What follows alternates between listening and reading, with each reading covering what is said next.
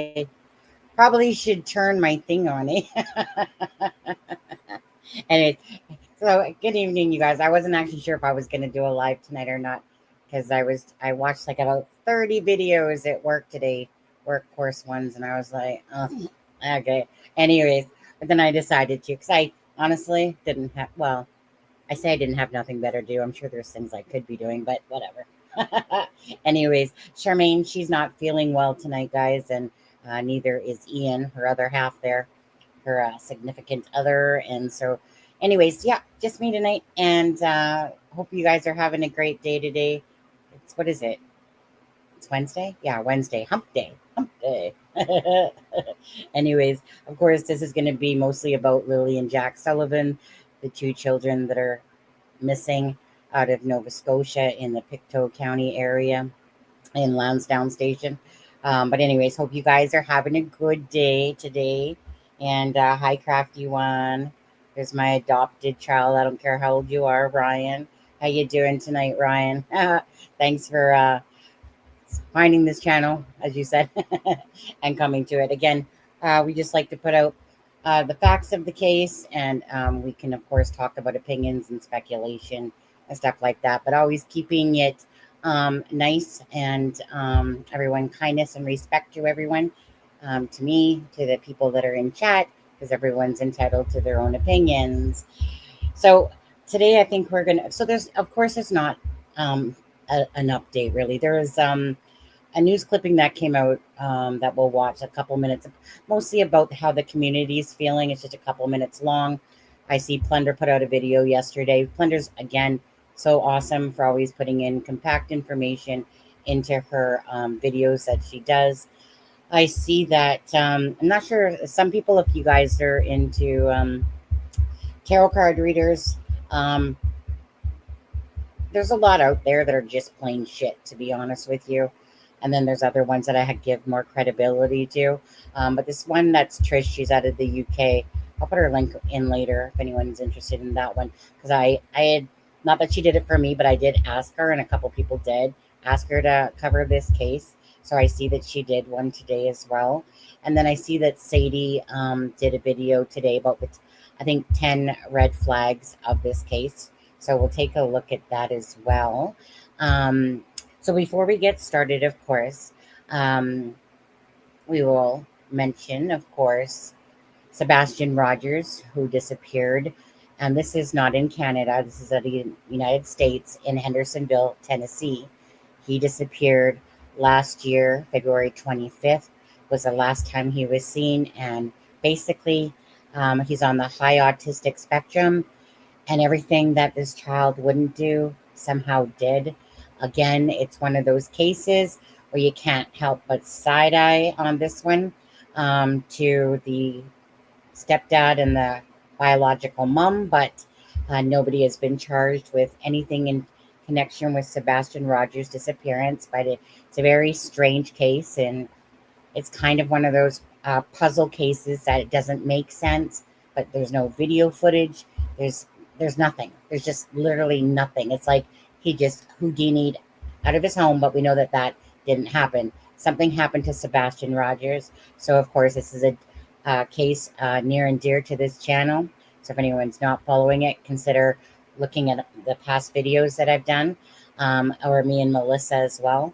And it's just a very heartbreaking case, and one that I really do hope finds a conclusion at some point, of course, like any case where there's someone that's missing, or that they're missing because maybe perhaps they've been murdered. And then, of course, Seth Rogers is a biological dad, and he's the one that really truly is doing what you would consider as being genuine. Hi, Ryan. I've seen a lot of stupid shit today from different podcasts. You know, so I don't follow drama channels. The only thing I ever try to follow is important information. If it comes out, again, there is a lot of these channels that will embellish, add, just to, like I said, they use cases to benefit their pocketbooks or to benefit the subscribers to their channel and stuff like that. but those will always be out there. I just can't be asked to deal with those type of channels myself. Sometimes I have to look at some of those because there's sometimes, like in the Sebastian Rogers case, where there's this big, as you call it, shit channel, and but the stepdad will go on that channel, and sometimes you just because you just want to listen, because you always have to listen to the words out of the horse's mouth. That's always the most important thing, you know. Of course, listening to what the RCMP is saying in this case, or the LE in that case. But um, no matter what, the more the parents speak, the more that it can be very telling, because a lot of times cases involve family members, and we know this. And so that's why it would be hard to even believe that Malia's, and her mom, like, well, we're not supposed to talk. Yeah, okay. Um, doesn't sound It sounds like someone embellishing something that might have been said in a different way and then using it as their thing. But we'll talk about that in just a minute. But as for Sebastian Rogers' case again, um, please, if anyone has any information, or at least ask that you share. Always keep the missing children that are missing out into the algorithm. And like I said, this channel, I appreciate it if you guys, will do that, because again, this channel, it doesn't try to manipulate anyone or take advantage of situations. It's just not the way. I couldn't live with myself if I had those type of morals, and I don't. And sunshine on a rainy day. Good day, beautiful Sunny and mods. Hope everyone is doing well. Absolutely. Ellie, law enforcement. I caught the live today. My notifications. Hi, Sharon in chat. Yeah. And Ben was here yesterday. Oh, there's Charmaine. There's the sickly lady on there. Um, okay, yeah, because usually in Canada we'll just say police. Typically we'll say police, RCMP, whatever.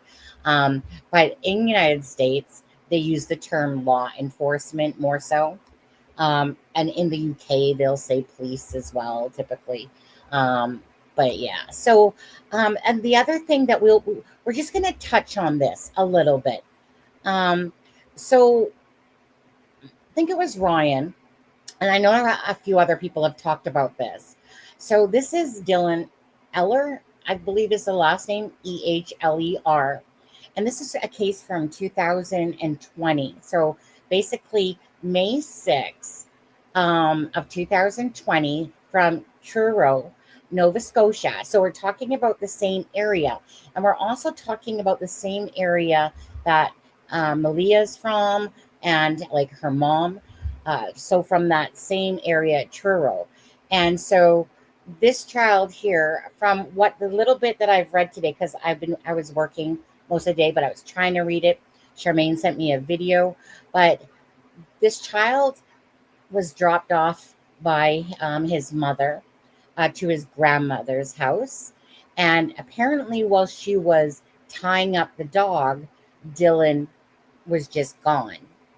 And of course, they scoured the area and apparently found his boots near, and I can't think of the laker at the top of my head, or whatever it is called. Is it a lake, Ryan? But anyways, so apparently they only found the boots, but it's kind of like got a good undercurrent to it apparently. And a lot of people are suspicious, or were suspicious, or still are, of this child's disappearance. And I was reading that there was a couple podcasters that were actually sued, like a couple of Facebook groups that were actually sued. And I guess there was some sort of settlement. And then the judge basically limited these couple groups, to that they couldn't create any more internet groups about this particular child. Meaning, it didn't mean that they couldn't use their existing one, but they couldn't create another group. And so I guess that kind of gave one of those, sometimes there's some laws that get created because of this, because some people take things too far. Instead of saying allegedly, they're just blaming, like outright blaming and accusing. So even if things look suspicious, like the mother's interview to do with, of course, Lily and Jack, does it mean she did anything? No, it doesn't. Does her interview seem suspicious and make you question it? Absolutely, yes. But there's a difference between talking about, in my opinion, speculation, apparently, versus that these parents did something, they're guilty, etc., etc., etc., right? But anyways, so um, so like I said, this is Dylan Eller case. He was 3 years old. And it's, like I said, this case is from 2020, May 6th. So hence May 6th just went by just over a week ago here. And so I know anything to do with kids, absolutely. I'm a mother. I have one son. He's 28 years old, and I always put myself, and no matter what, whether it's my job, at work, which I'm a customer service um, agent, and I deal with issues all day long. I don't work for Amazon or nothing like that, but meaning it's the same idea. And I have to have empathy, compassion, and care with how I deal with things. And I always have to put myself in their shoes. And as an empath, I do that automatically. I always think, if I was the parent of a missing child or something like that, what would I do? What would I want to do and put out there? Would I hold back, or would I be full force in front of the media? And of course I would, right? My child goes missing, you're damn right. There's nothing that's going to stop me from doing an interview. I'm probably not going to look to the YouTube land to do an interview, do it with the stations and stuff like that there.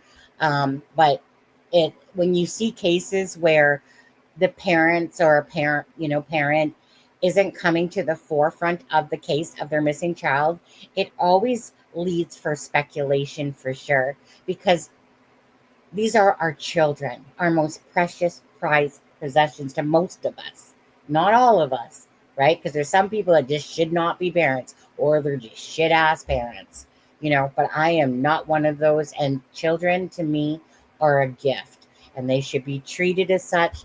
They shouldn't be used or abused, neglected. They should be loved and cared for. And that's just the bottom line of it. And if they're not, none of those things are happening, then you're probably a shit parent yourself, to be honest with you.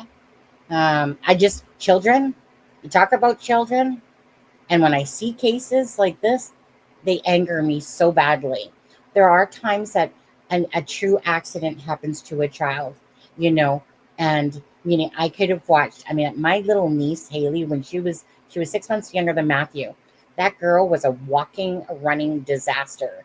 No matter what, I could watch her like a hawk, and she could do something in a split second, and I'd just be like, "Oh my, whoops, sorry, I hit my camera and it went down a little bit." But anyways, now I'm a little bit too high, but whatever. Okay. Anyways, so absolutely, accidents happen sometimes for sure, and like I said, I was so relentless at watching my son and Haley, which is my twin sister's child, like I said. So I looked after Haley, but honestly, that kid in a split second could literally, she was a devil child. I love her, but she was a devil child, so things can happen like that. And those are unfortunate accidents that can happen to family members, and obviously the loss of a child, and on by the chance of maybe just turning their back and the child just gone, or something happens, they end up in a pool, regardless, that's a guilt that they'll have to live with. So many people said it was the parents.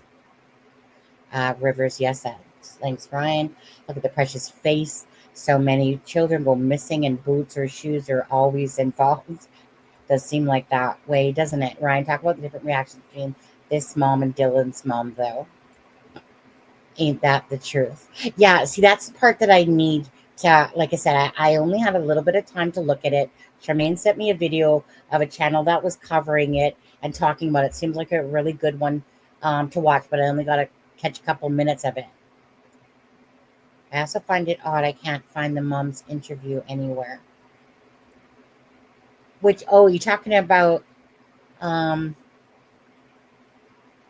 Malay? I always have a trouble with this name. Malayas? Okay. Hi, Sharon Parker. Hello, wonderful mod. I guess Charmaine is one too sometimes. Maybe. Son of the same Sunny. I only have one child and he's 38 years old. I'd be out searching, not sleeping. I'd be doing like, that's why I mean, I have a hard time. Yeah. When I watch, especially when I've watched Malaya's video, her interview, it's just off in so many ways to me, but the thing is that we don't have the answers. So we can just talk about how off it is and stuff like that and have our own mindset about what we think about the case, knowing that it is still possible that those children are in the woods and were overlooked. It does happen. Okay. It absolutely does happen. That's why in my head, whenever I'm thinking about, okay, like this, it's still very possible. I think of Nicola Bully's case in the United Kingdom, how dogs, searchers, drones, everyone, right? We're talking about the river wire and obviously, and they couldn't find her. Like, how do you not find her in this freaking puddle jumper of a river wire and, you know, have all this equipment and everything? And then a psychic medium ends up finding her like February 19th and she disappeared was it January 29th? It's been a few years now, guys. And you can't make sense of it. You literally cannot make sense of it. So you always have to be very, always keep your mind open that children can get missed, even though it seems unlikely that a 4 and 6-year-old, managed to, elude all the searches and stuff. It still is possible. Okay. Now I'm just going to bring them back up here. Okay. Daniel is doing all these interviews and she's nowhere to be found. Someone told her, I'm sure, not to talk to cameras anymore. Well, she didn't have a problem pulling up her messenger apparently yesterday. Right, Charmaine? High support with Stepha. You know what? She heard me call Sharon the best mod. And then all of a sudden, freaking her ears just zoned in. I was like, what are you talking about? I'm the best mod. Nope. Sharon and Ben. Love you, Stepha. He kind of stopped talking now, Ryan, unless there's something new I haven't seen. I think there's not a lot to say, but I'd still be talking, keeping the story alive, right? And it, honestly, too, as well. I mean, it also like you always know too in the first few days, yeah, that the news is like freaking like flies to shit, right? Because they want to get the information, but after so long, remember, there's always other stories to tell, other things going on. Maybe there's not as many. Maybe he has pulled him back from the interviews a little bit. Maybe not. We'll see. It's a little bit too soon for me to kind of see what's going on with him still. Some parents, I just broke your heart. Charmaine, can you pull out your crazy glue and mend Stepha's heart? Stepha, not everyone has a heart, Some of them are ice cold. Right, Charmaine? This is Charmaine's channel too, guys. She doesn't really do a lot on it yet, but her and her daughter cover true crime stories, and she has a podcast. Hi, Andrea. How are you? Okay, so you know what? Let's just start off, you guys. I feel like okay, fine. She said if I touch this a little bit, then it kind of goes down a lot. Okay, let's start off, you guys, by watching that couple-minute news today about the community when they're talking about that. So settings. Nope, don't want settings. Present, share screen. We'll watch this one right here. Okay, guys? All right, let me just turn up the volume, put on the booster juice. And Lily and 4-year-old Jack Sullivan went missing almost 2 weeks ago. People who live here say they are horrified and they want answers. Well, the mood of the community last week was more of hope, tension, apprehension, waiting for good news. And when that good news didn't come, I think the mood has changed to one of sadness for sure. When Lily and Jack Sullivan disappeared on May 2nd, more than 160 searchers scoured through 6.5 kilometers of wooded area near the home where they disappeared. The search was scaled back last week, but the investigation continues. Pictou County Warden Robert Parker says everyone is waiting daily for good news to be delivered by the RCMP. I think so far patient. Not everybody, but the majority are patient at this point. The Sullivan children both attended this nearby school. Last week, there was a public meeting held to provide information and offer support for families in this community, especially young people. Am I safe at school? Am I safe anywhere?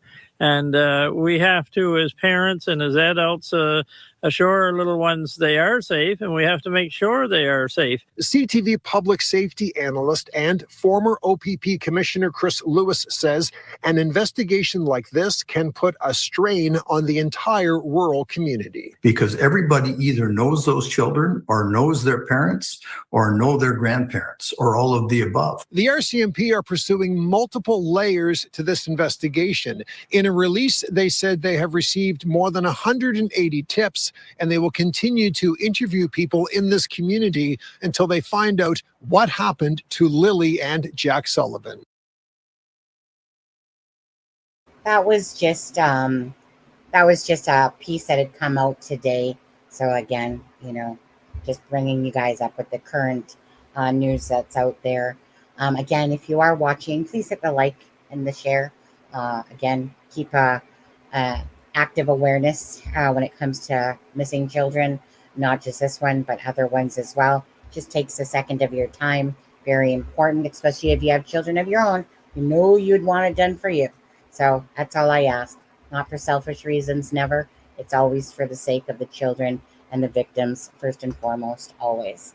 Okay, so now I think we're going to go to Sadie's. Okay, guys? Haven't watched it yet, so lots of times I like to be au naturel and just watch things with you guys.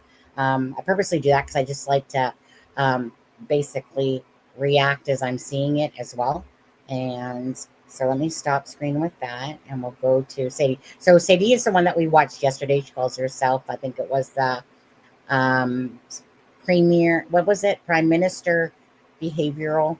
I think what was it called? What was it? Is it this one here? No, I got to find it. Hold on.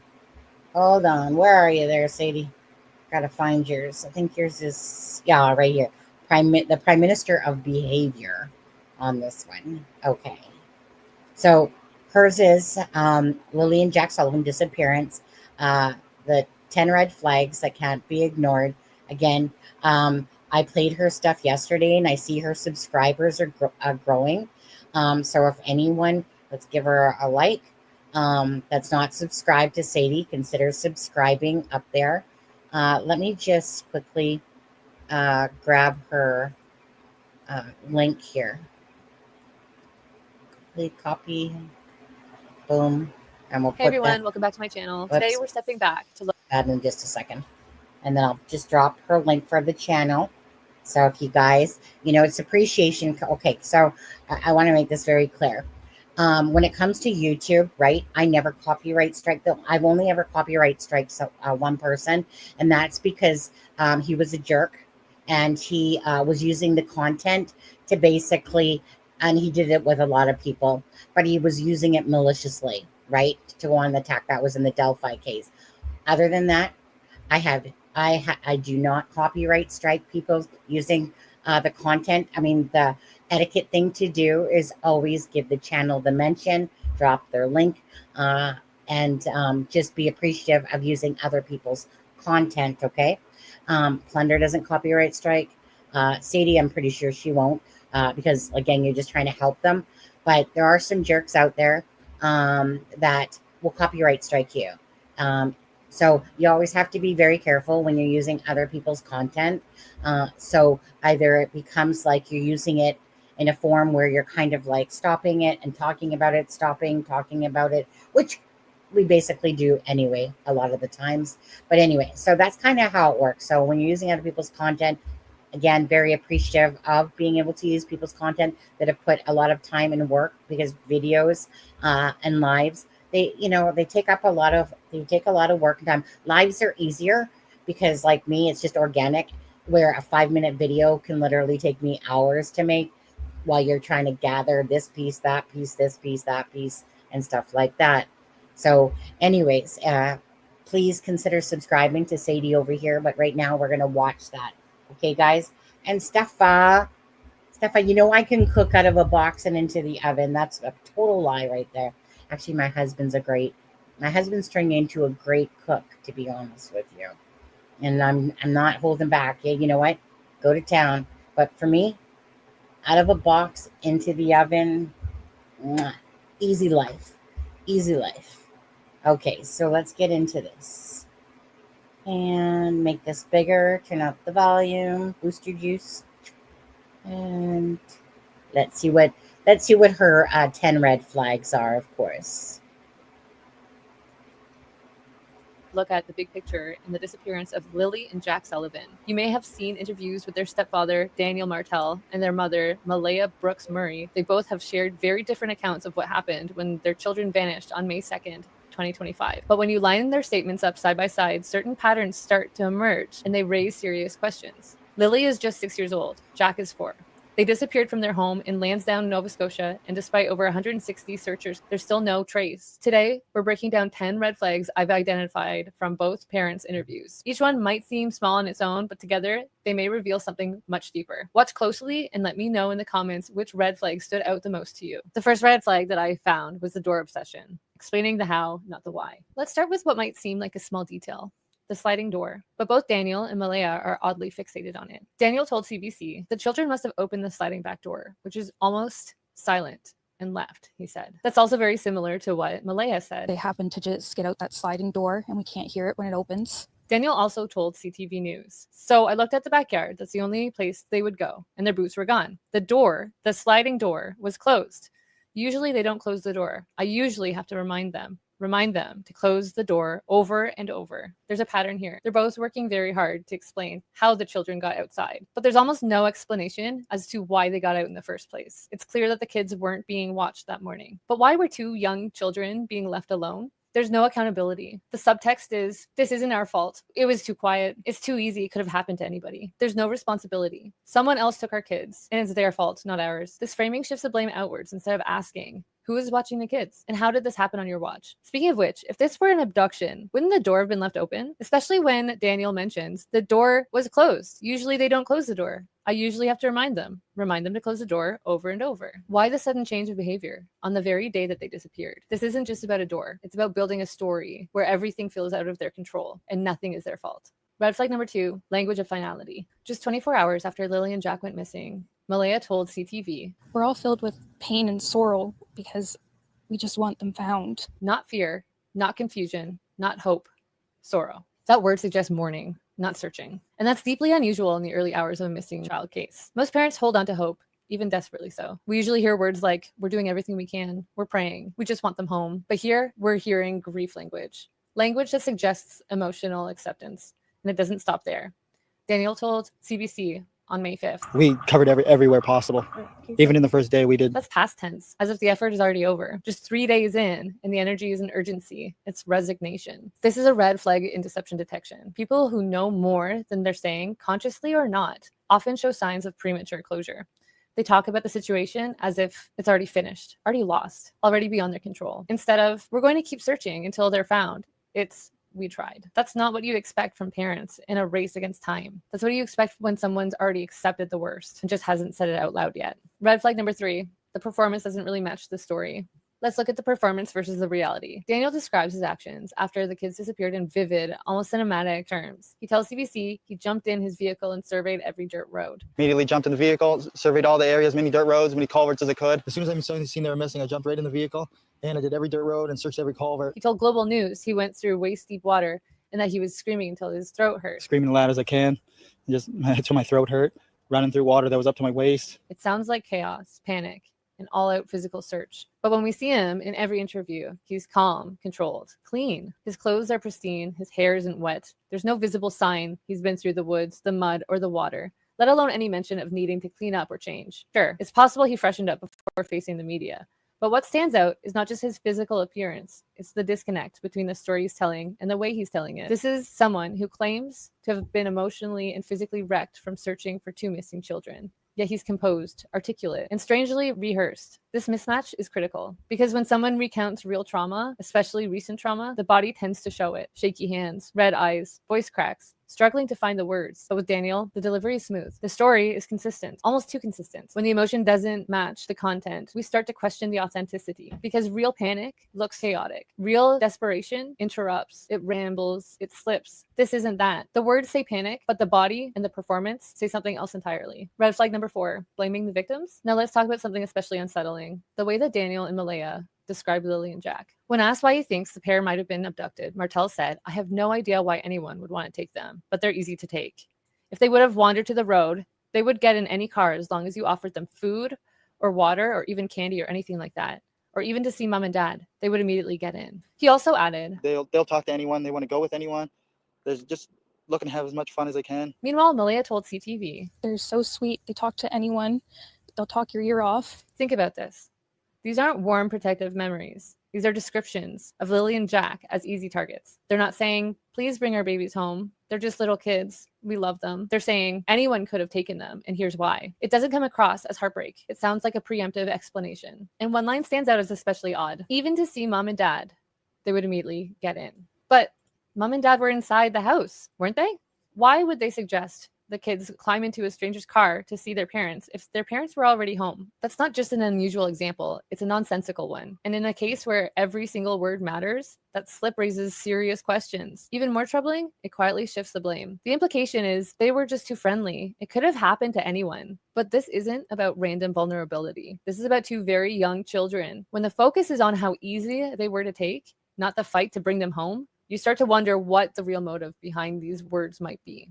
Red flag number 5, the missing timeline. Where was Daniel? Let's talk about the timeline and the decision Daniel Martell made in the most critical window of this case. If that recording is true, Lily and Jack were last seen around 8 a.m. Malaya called 911 at approximately 10 in the morning, but by the time the police arrived, Daniel was already gone. Martell says he then jumped in his vehicle and started looking for them.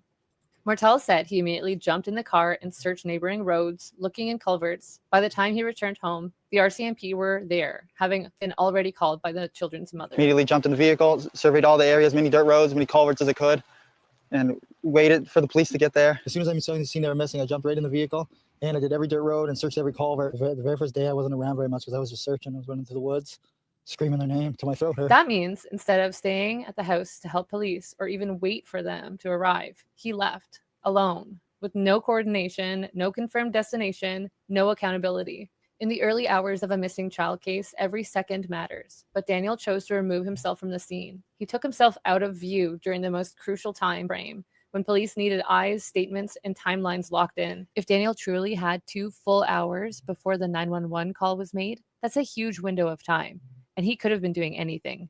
When children go missing, most parents stay rooted, frantic, desperate to be part of the response. But Daniel, he was already gone. That decision casts a long shadow over the timeline. Red flag number 6, no instinct, no urgency. What's missing speaks volumes. Beyond how Daniel and Malaya act in front of the camera, it's what they don't do that raises the biggest questions. Let's start with Lily's cough. We're told that she was kept from school that day because she wasn't feeling well. But that's it. It's never brought up again. There's no concern about whether she needs her medication, if she's cold, hungry, scared, or even just lying down somewhere weak and tired. In most missing child cases, especially with a sick child, parents obsess over their needs. She doesn't have her inhaler. He's afraid of the dark. She needs her blanket. Those instincts are automatic. They humanize the child and they guide the search. But here, there's nothing. No details. No urgency.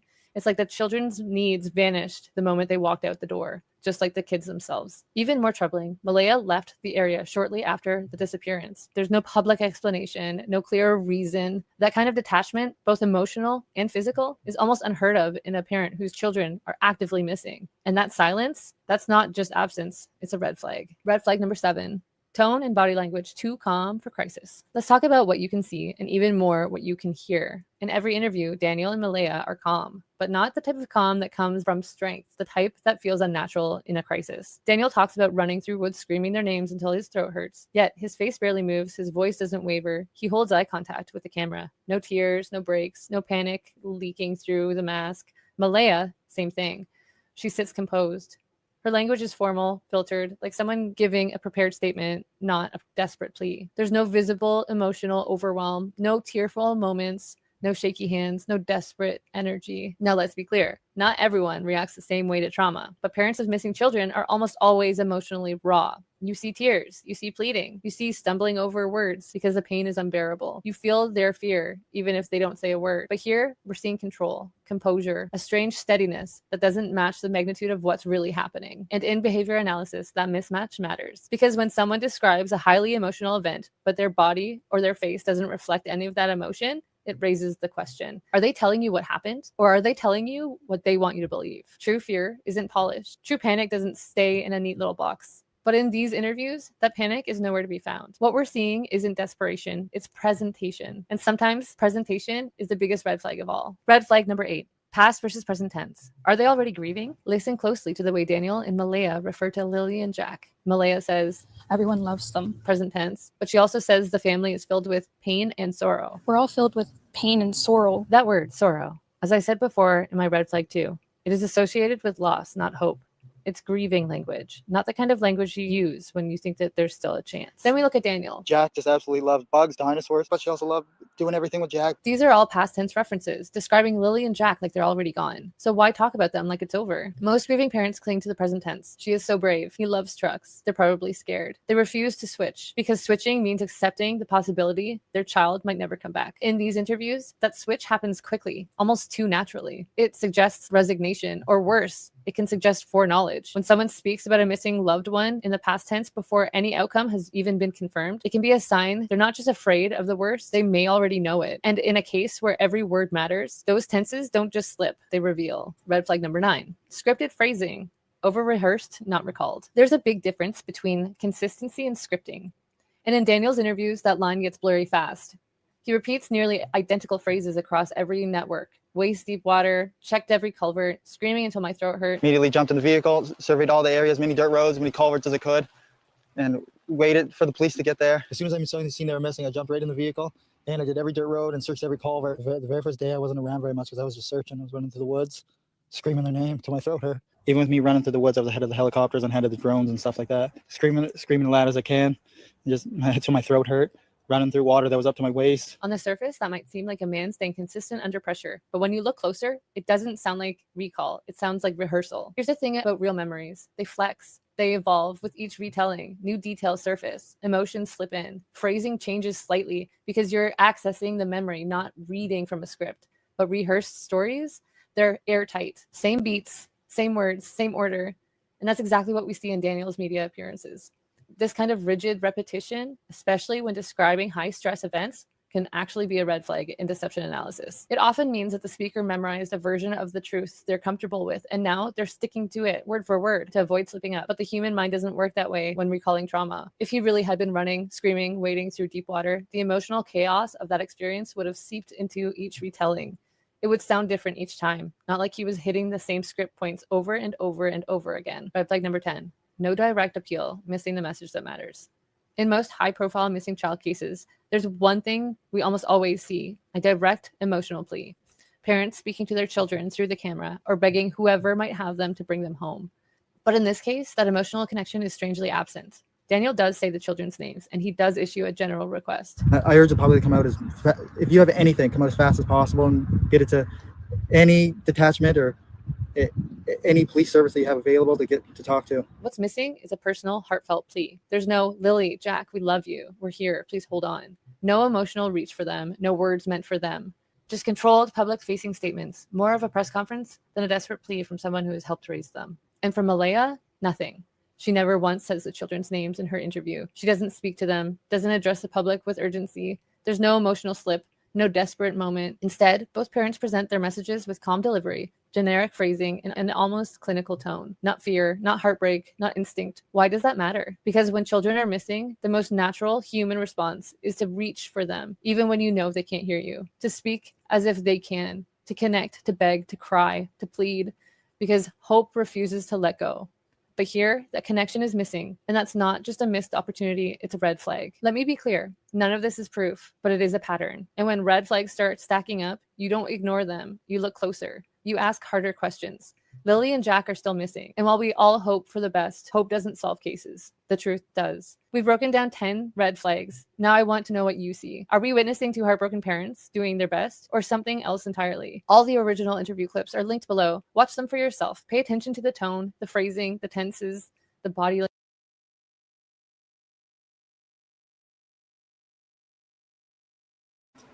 Okay, on this one, you guys, let's see here. Okay, I thought that was really good, actually.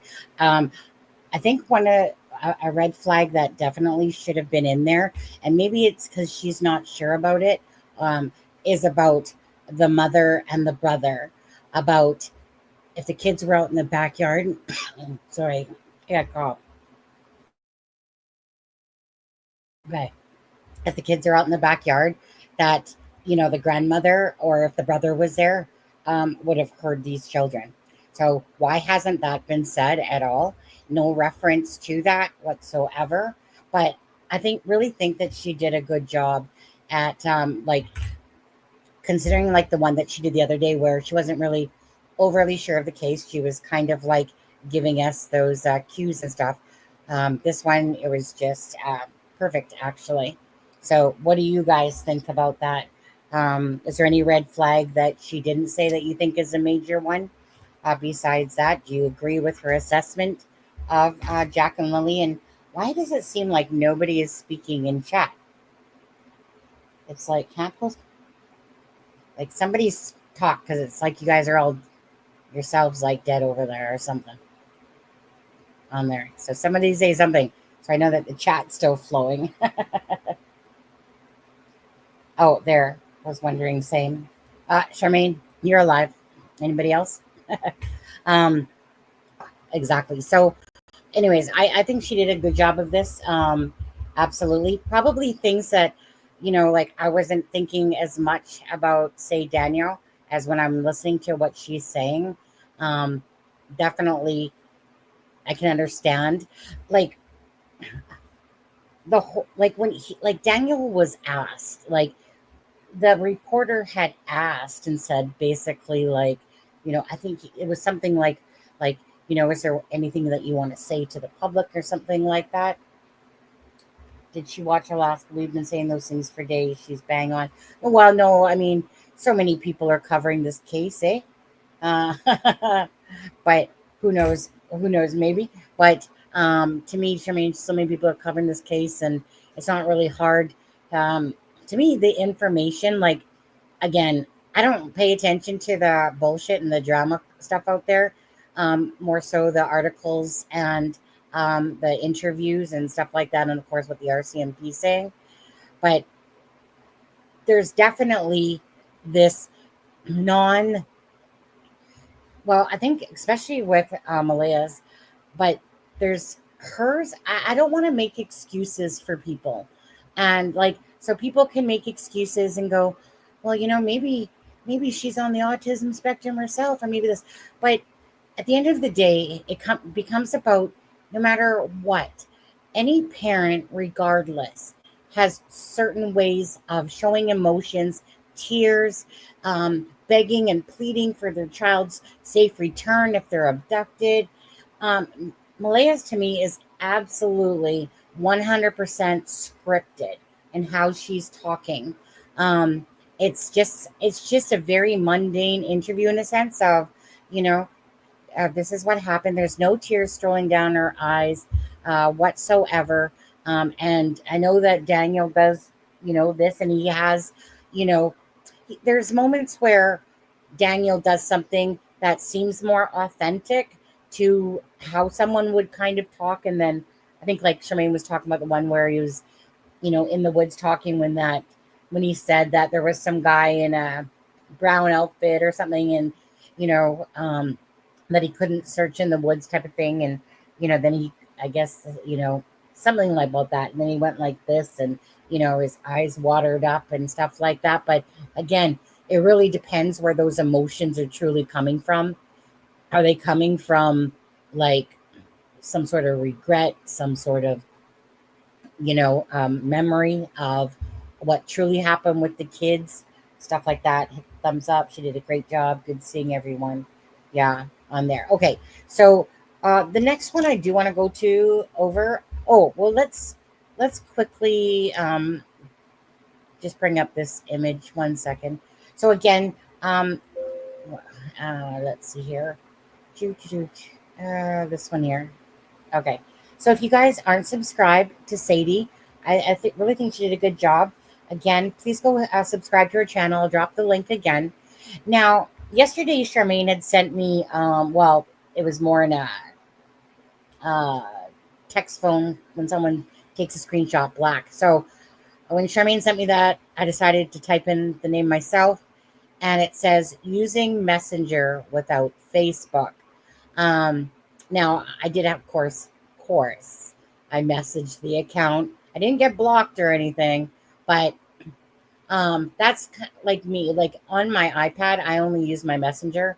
I don't have my iPad can't hold Messenger, right? Because it's kind of like 30 whatever 6 gigs or whatever, doesn't get you 32 gigs doesn't get you very far anymore. So I have to keep my iPad to a minimal because it's always at 31 out of 32 all the time.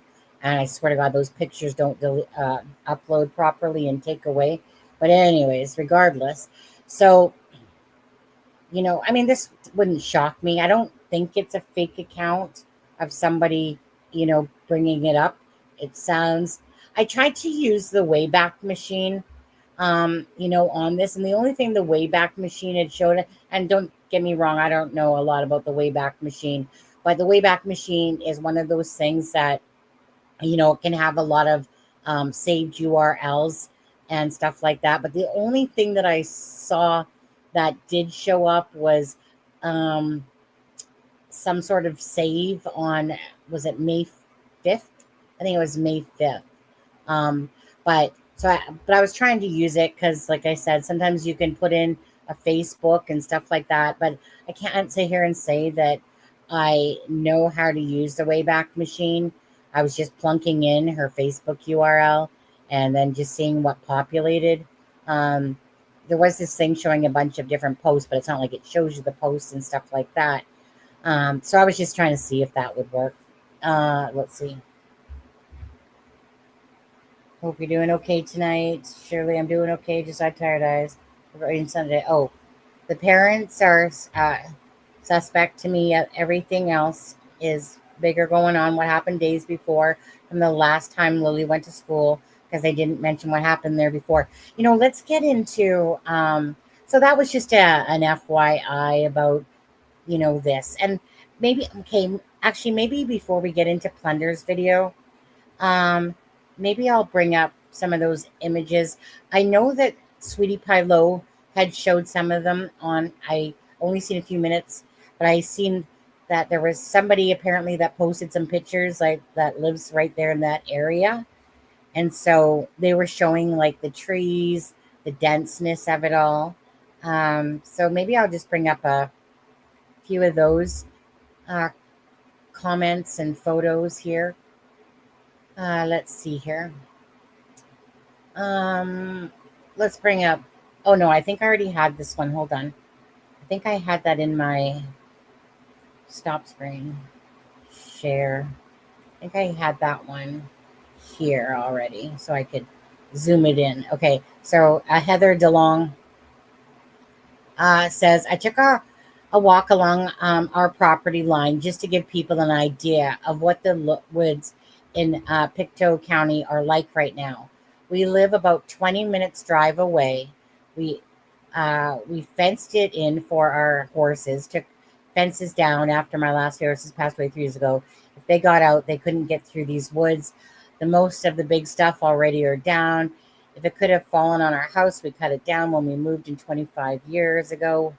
The woods are dense. This is literally just junk bushes, brambles bushes, or blackberry bushes, an old chicken cage going down our driveway. Not actual forest, which I couldn't get through.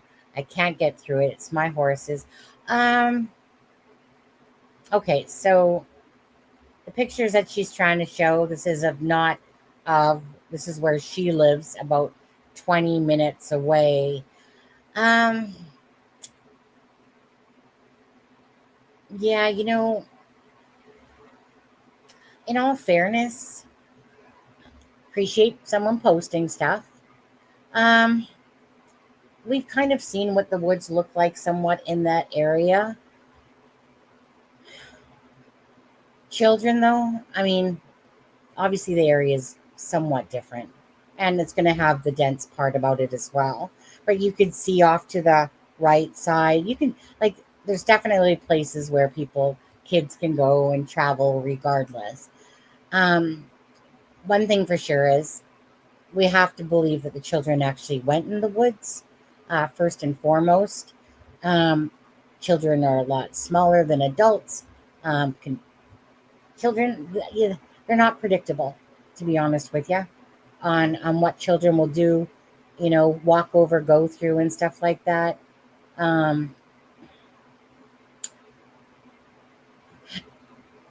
For me, these pictures, for the most part, are pointless because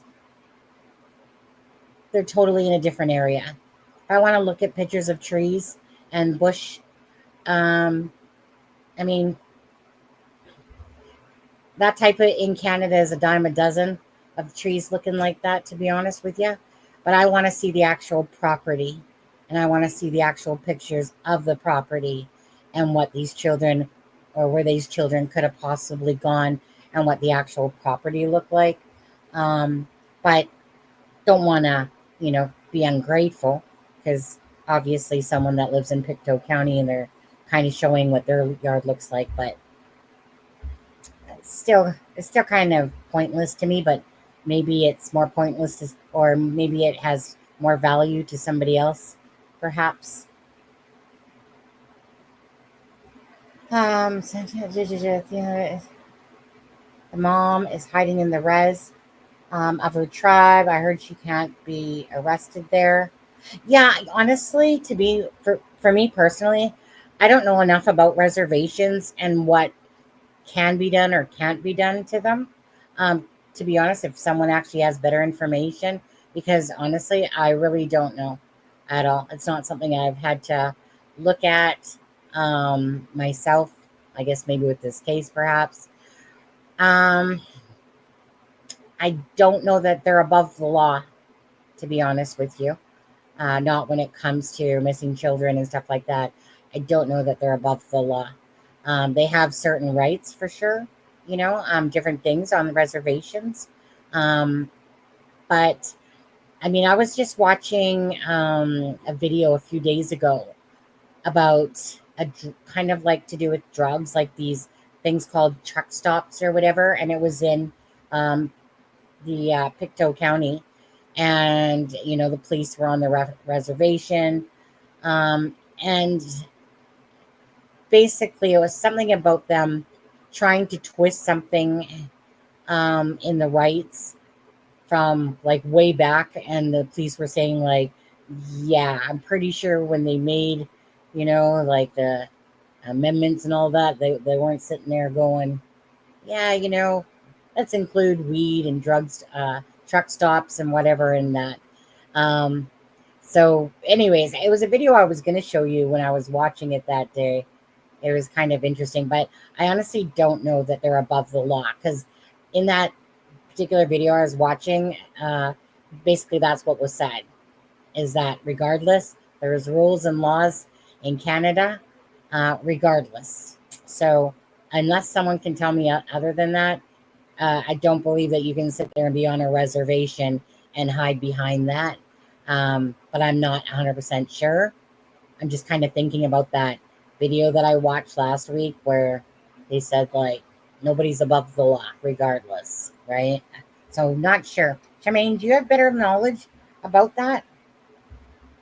like I said, it's nothing that I've ever had to look at. I'm not from a reservation. I'm not Indian. And I've just never had to look at how that actually works, to be honest. Charmaine might have more knowledge of that, but or one of you guys from Canada or that area. Okay, so the next one I did want to play. So I'm not even gonna go over the other pictures really because they're just the same. Again, if I want to look at pictures, I really want to look at the property pictures of that whole entire area. Which I know if you were on Google Maps, you can kind of get just a little bit of it. Oh, what?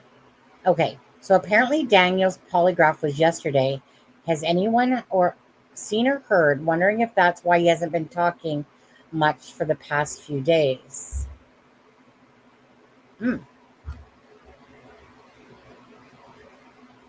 Curious on that polygraph, for sure, considering he wants everyone to take one. Wonder who all took a polygraph test. Okay, so I want to go. This is plunder. Nope, wrong thing. Present share screen. Okay, so again, this is plunder. Let me just quickly grab her link here as well. If you guys aren't subscribed to plunder, please do. So this one was 14 hours. The assistance of the Northeast. Give it a like on there. So plunder, I'll drop the link and then we're going to watch some of this video now.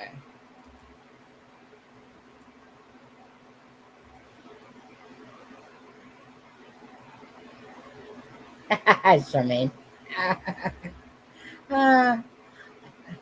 I don't think that anyone is above the law, regardless. Doesn't matter if you're on a reservation or not. Here in Australia, if the land is Aboriginal, law enforcement needs permission from the elders to enter their land. Oh, is that how it works? Yeah. Charmaine, we're gonna have to figure that out. Unless somebody actually knows the answer to that one. Okay.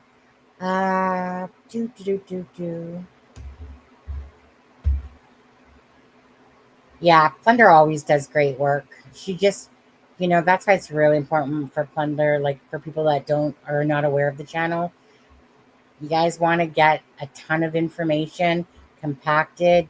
Plunder truly is the channel to go to when it comes to cases if you're following them. Okay, let's play. Okay, so let's start it off. That way right now to speak to that individual. Actually, no. In the dispatch audio, I've learned about the reporter, county, volunteer fire departments paging and ops on a VHF channel. And there's a different TMR, tactical mobile radio communications, that are supposedly fully encrypted. Anyway, they go back and forth. But let me tell you about what I've learned before we dig into this chronologically. I've learned a few things digging into these recent reports I could translate and dub, and the dispatch audio. I've learned about the reporters just coming up to the command post, the stepfather, Daniel, and his brother. The stepfather and brother here for debriefing. Go up and then over to Poldermere.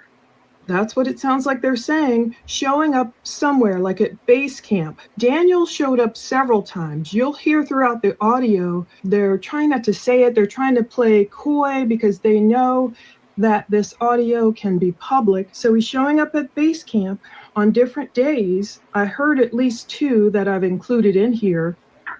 Is there a briefing for the father now? Are you sure? The stepfather, he's looking to be debriefed. He's looking for answers about Jack and Lily. And then I learned about from Radio Canada, as we'll hear again, the family breaking down in tears. And this happened only 1 hour before that big presser on Wednesday, May 7th. Police showed him first, the stepdad, this map of everywhere they searched, all the ground they've covered. And Daniel's going to say somewhere in here, like, I can't believe they couldn't find anything, any sign of the children. Let's talk about this in order, and I'll explain my rationale.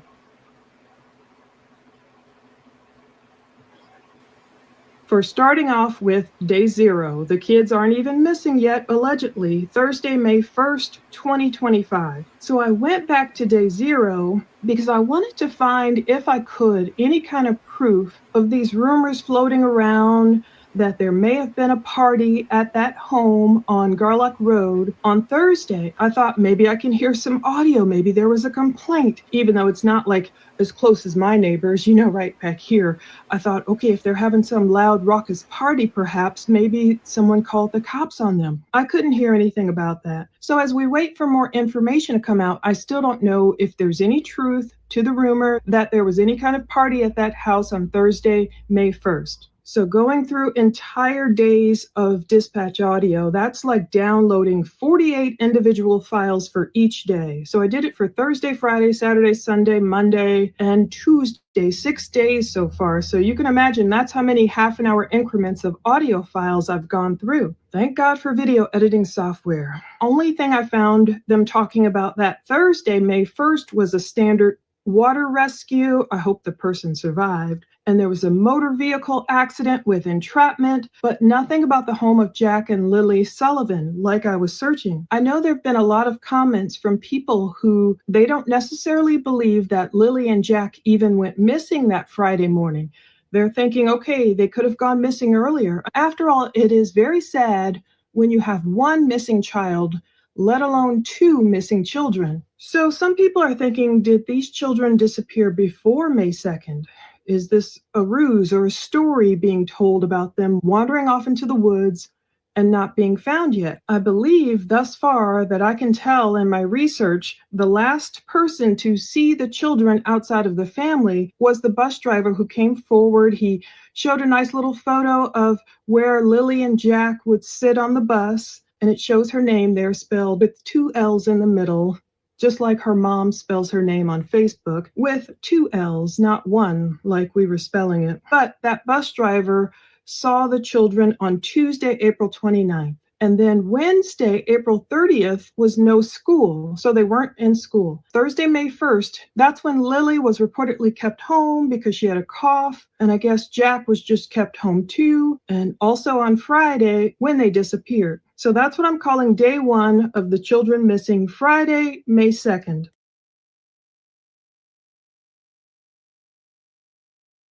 So Lily and Jack were reported missing that day, and you guys have listened to the previous dispatch I pulled down through all these voluminous amounts of audio. And there's much ado being made also in the comments about the dispatch audio back then, that Friday, saying several times that these children were reportedly last seen at 8 a.m. 8 a.m. that Friday morning. Now, I don't know if the person on the dispatch misspoke or if that's what he was literally told by a parent. We haven't heard the 911 call. I don't know where the 8 a.m. came in, but allegedly these children were reported missing at 10 a.m. So I know the authorities know the correct timeline, but that 2-hour discrepancy is throwing people off. If 8 a.m. was really the last time the children were seen, you know, why did it take 2 hours to call 911? Sharon, just to answer you, if somebody's saying that a channel, honestly, that's probably just third-hand information and stuff like that. So to me, it's like I said, a lot of people, you know, put stuff out there. So it's one of those things is that it's where's the receipts or the credibility coming from? Because people will embellish, add crap where it doesn't exist. You know, it keeps happening with this case. So nothing I've particularly heard myself, but again, as these cases go on, and especially if there's a lull in information, that's when people start embellishing or adding to it, putting a lot of stuff out there that's not true. They have jurisdiction in every county and every province, right? So just to be clear, yes, in Canada, they also have jurisdiction to go on the reserves. They have the rights to do so when it comes to be able to make a livelihood around fishing, hunting, right, to make it right. So that was kind of what that one video I was talking about is that that they have the ability to make livelihood around fishing, hunting, and But apparently they want that to include these truck stops that have like, you know, mushrooms and weed and a bunch of drugs and stuff like that too, and saying that their rights are being taken away and stuff like that. But anyways, it's like, you know, when there's, you know, laws out there or things that were done like way before its time, and they still try to use those rules and try to embellish how that they read in a sense. If I find that video for next time, I'll play it on there. But thank you, Kent, for that. Based upon the ancient treaties, right, that was it, the ancient treaties. If you commit criminal offenses, you have no protection by hiding on a reserve. Absolutely. Thank you so much for that, Kent. What were they doing Thursday? I wonder if they were playing outside the day in or outside. Lily had a cough. I want to hear from the parents if Lily was in bed on Thursday. Charmaine says, hey, Kent. Yes, I can't remember offhand, but I don't think that it is federal law. Isn't it provincial and policed by the conservation officers? I'll let Kent answer that one for this. But I do want to say again, we don't know truly if there was a party that happened on Thursday night. It's usually very unnatural that we, like, normally we would hear something from somebody because everyone's looking to insert themselves typically or provide information to YouTube channels, especially bigger ones. Everyone wants to be a part of the action sometimes, but there's been nothing. Okay, there's been nothing from nobody where somebody has claimed to be at that house, you know, if they were having a party. So unless it was all family members who stick together, other than that, there's been nothing about a party for the Thursday. So I would take that with a big grain of salt, because usually there's a person that will sift through the woodwork, and, you know, or people usually, because when something happens to children, usually it won't matter. There's going to be a relative out there that, you know, that just has children themselves, or people that are at a party that have children themselves, and they want to see justice. And if they know a bit more, trust me, they'll reach out. But there's been literally zero zilch about this. So we don't know how fruitful that information is or isn't. But I'm leaning more towards the isn't at this point, because nobody has come to say, hey, you know, like, hey, anonymously, I was at the party that day, you know, and, you know, and I saw the kids and nobody has said anything. Okay. No, it's not the truck stops, but there's an offside road shop for duty-free shops. Yeah. When you buy cigarettes and get legal weed, but some of them aren't licensed when you you have to be by the province. Yeah. If I find that video, I'll play it. But I'm just going to keep playing more of Plunder here. Again, if you're not subscribed to Plunder, you guys, she does a great job out there for sure. What did I do with her? 1 second. Boom, boom, boom, boom, boom. Cute. Right there, Plunder. Okay, so we'll continue to play more.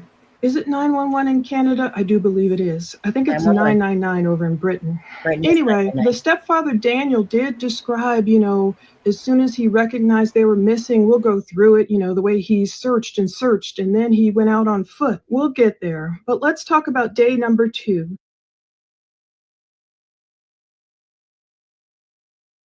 Saturday, May 3rd, 2025. Now, some of this audio I've gone over in previous videos, so just look at the podcast link below to watch the first 2. According to the Globe and Mail, something big happened on Saturday, May 3rd, 2025, between Daniel and Malaya. So according to the Globe and Mail, Daniel said Malaya left midway through some update to sit in the back of an ambulance.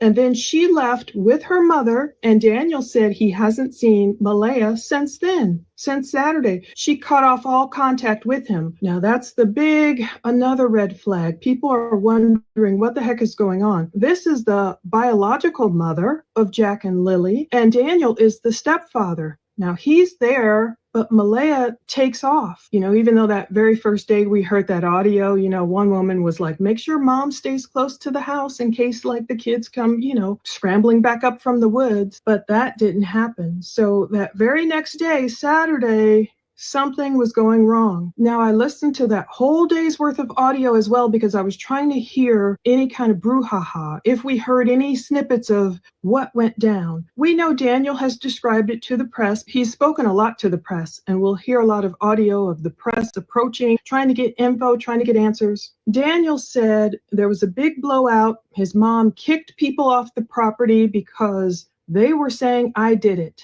So that must have been the fight. Now, Malaya took the daughter she shares with Daniel, as I understand it, a little girl named Meadow, like 16 months old or whatever. I love that name. She reportedly took Meadow with her. Now, whether Meadow is in the custody of CPS or is still with Malaya, I'm not quite clear on. But that was the big blowout on Saturday, basically day 2, Saturday, May 3rd, of the children going missing.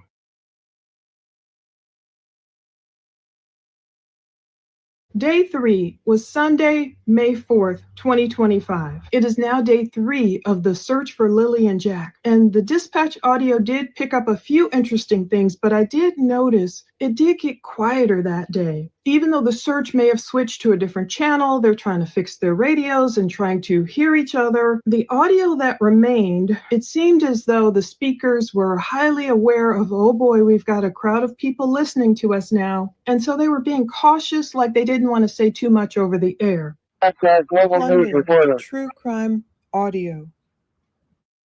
Request to see True crime RCMP. audio. Copy that. Can I just ask who's requesting? Say again. Thunder. True crime audio. Copy that. Please stand by. Trying to get request for an RCMP officer to main case. I'll do my best to pass that right along, Ed. Stand by. Man, the request from Ed has been passed on to the police. Plunder. And there are 2 officers heading that way right now to speak to that individual. Commander, Station calling command. Go ahead. Over. what do you want to do? True crime I don't understand what you mean, Ed. The radio cannon is at the gate. We're working on it. So you have to do an interview. Traffic, this is Colchester Command. Do you copy? Over. The stepfather and brother here for debriefing. True crime Do I have to audio. wait them? Hold them here. Hold on one second. Traffic, do you copy? Traffic, do you copy? This is Colchester Command. Traffic copy. They want them sent up here, please. I heard them say, oh, they've got a global news reporter there. And that's when I heard the father requests to see RCMP down here. So I'm assuming they mean, in this instance, they say father. Other instances, they say stepfather. I assume they're talking about Daniel the whole time. May 4th, that Sunday, he was down there at base camp or wherever he was meeting. He wanted to see RCMP, which is natural. I'm thinking a parent or a step-parent. I wanted to ask you guys that myself because, like Daniel and his brother, are going down to like the base camp because they want to get a debriefing now. But that being said, we always know as well that people that are involved a lot of times want to insert themselves into the case because they want to get the information. They want to know what we know. Remember Deb Carter saying that? They want to know what we know. So what do you guys think about that? About, Daniel and his brother, like wanting to, like I said, going over to the base camps, trying to get updated information. Do you think that is being sincere, or do you think that it's, again, trying to insert themselves into the case so that they can get as much information to get to know what they know? Simple as that. Oh, Charmaine, us Canadians think alike. Yeah, I know. I'm sure most of you guys are too. By the way, if I didn't mention that, Charmaine and I both are out of BC. Well, Charmaine's she's like a little hot bug. She hops over to Alberta for part of the year and back over to BC. And right now she's in BC, in the Shuswap area. I live in the Vancouver area of British Columbia, Canada here.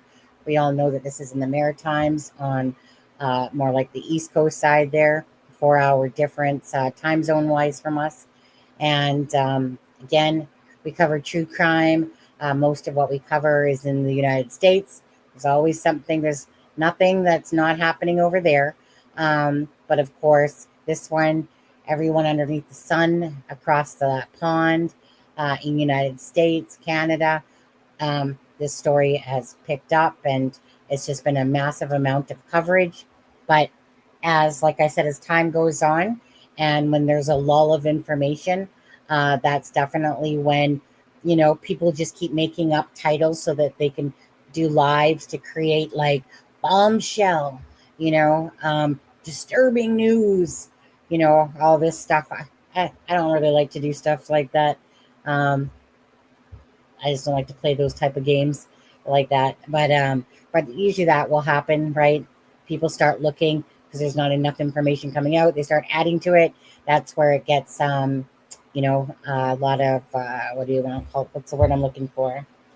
Oh, what's that word I'm looking for? You know what? It's like right there off the top of my brain and it's just not coming off. Right. It's when muddy the waters, basically, is what I'm trying to say there. Let's just quickly see here. Get out of my head. I honestly don't think the children are anywhere close. I think that they've been taken far away from the area. Charmaine, genuine concern. I think Danielle is checking up for updates because he cares. Steph, is there ever a case that we kind of agree on? I think that Steph doesn't quite have the thing that me and Charmaine are always looking at everything with a suspicious eye, and Steph is always out there with trying to believe and think the best in everybody all the time. Yeah, and I don't. Kent, has there been much talk about this party? We find it odd. None of the party goers have come forward. Absolutely. There's hardly any cameras around the area. Let's hope someone... That's the thing. We're talking about a very rural place out there. I know that someone had showed a picture with video surveillance and stuff like that. The chances of any sort of camera footage, for the most part, unless it's like Daniel's vehicle that got caught on a camera as he's surveying all the different areas, is very unlikely. There's only really a couple of homes that are in his even vicinity, right? We're talking about one of those places where it's all trees. Oops, say there's a home. All trees. Oh, maybe there's another home. I am crossing Deer Creek on Ron Logan's horse. It's poor Death. The only thing we know for sure, because multiple people are saying it, and I know that's hearsay, but they say that there were several cars parked in the driveway on Thursday. Well, we know there's that post out there by a neighbor, and we know that there's that post that said that there was a lot of cars in the driveway, and that to her, it was like this crack house or something like that. Yeah, we do. We do, but we're always very leery-eyed. Yeah, support with Steffa, but no, like I said, there's the heart feelers, and I am, but to a point, because at the end of the day, I'm always going to give a stink eye, especially when something doesn't seem sincere. And insincerity will always catch the red alert for me when I feel like something is off. I'm not into this whole kumbaya, love for all stuff like that. No, 2 children are missing. In my personal opinion, There's definitely suspicion to look at the mother's interview of how it's being said. Pretty much every analyst that's even watching that interview has said the same things. Could we all be wrong? Possibly. Is it unlikely? I think so, but we'll see. We can't place blame in a sense, and call it factual when there's no charges that have come across anybody at this time. There was a game camera down on the dirt road where they set up the T-Mobile command center for the RCMP, but that's the only thing we know is that they were trying to contact the owner if it was there. Oh, okay. Thank you. Thank you so much for that, Kent. That off-road vehicle that Daniel's brother is sitting on, maybe that was involved in their disappearance. Well, again, there's too many, right? And this is where things too are going to probably get out there. We don't know anything. We haven't heard anything about the mother or the brother hearing the children playing. I don't even truly know if the brother actually lives in that camper on there, or, if he wasn't even there, maybe he lives somewhere else. But we know that Janie McKenzie, the mother, lives on that property. This is their land. It's not Malaya's land. It's the Mackenzies and land there, and that's Daniel's mother. But we don't know that. But it is odd that it's not been mentioned, and I don't know why. I wish that Sadie would have picked up on that with one of her 10 flags. Maybe she just simply didn't know about that part, but that's pretty sus, right? About that part that they're not even mentioning. Well, I mean, to be honest with you, it's just sus in general, this whole thing. And I'll downgrade my brain when I hear differently. But right now, I'm seeing a lot of sus stuff with this case myself. The Path. Hello, Canada. Hello, The Path. And you guys, who's ever in chat right now, feel free to put where you're from. If you're from across the pond, if you're from United States, or what part of Canada you're from, if you're watching from Canada. Again, just put where you're from and give you a shout out for doing that. I'm just going to keep playing some Plunder here. Parent of missing children, of course you're going to want updates.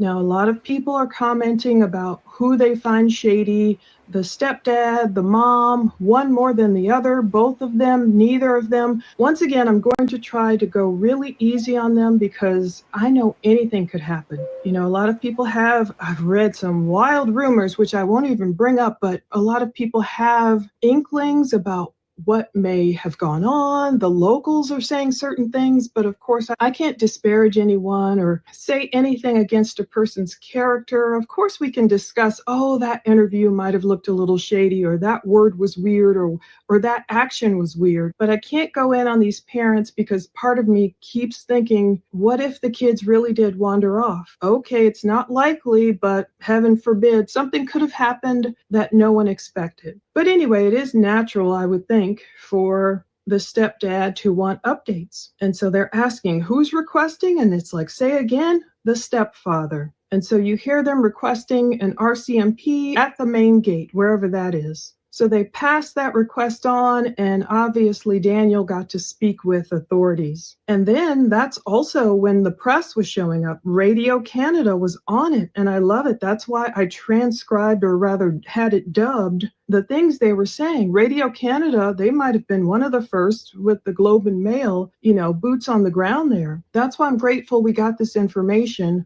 Right there, we could see Daniel with some woman. I don't know if he has a sister or whomever. And they were, according to this reporter, in tears, breaking down when cops came to them with information about, we haven't turned up anything. Still, on May 4th, Radio Canada was there. They're talking about, interviews, and there's a lot of enmity, I guess you could say, almost okay, the media, you guys are bothering us. What are we going to do with you? What are we going to tell you? Part of me was thinking, wouldn't it be cool if authorities or searchers and rescuers could just talk to the media just straight up, without having to worry about semantics? If everyone could just speak our honest feelings, even on here. I mean, we can't necessarily say what we're really thinking because we don't want to blame a person and be wrong and just speak negatively about a person. But imagine if the search and rescuers could just talk to the male and say, well, they have said it in so many words. Authorities are saying, yeah, we were basically believing that these kids wandered off. But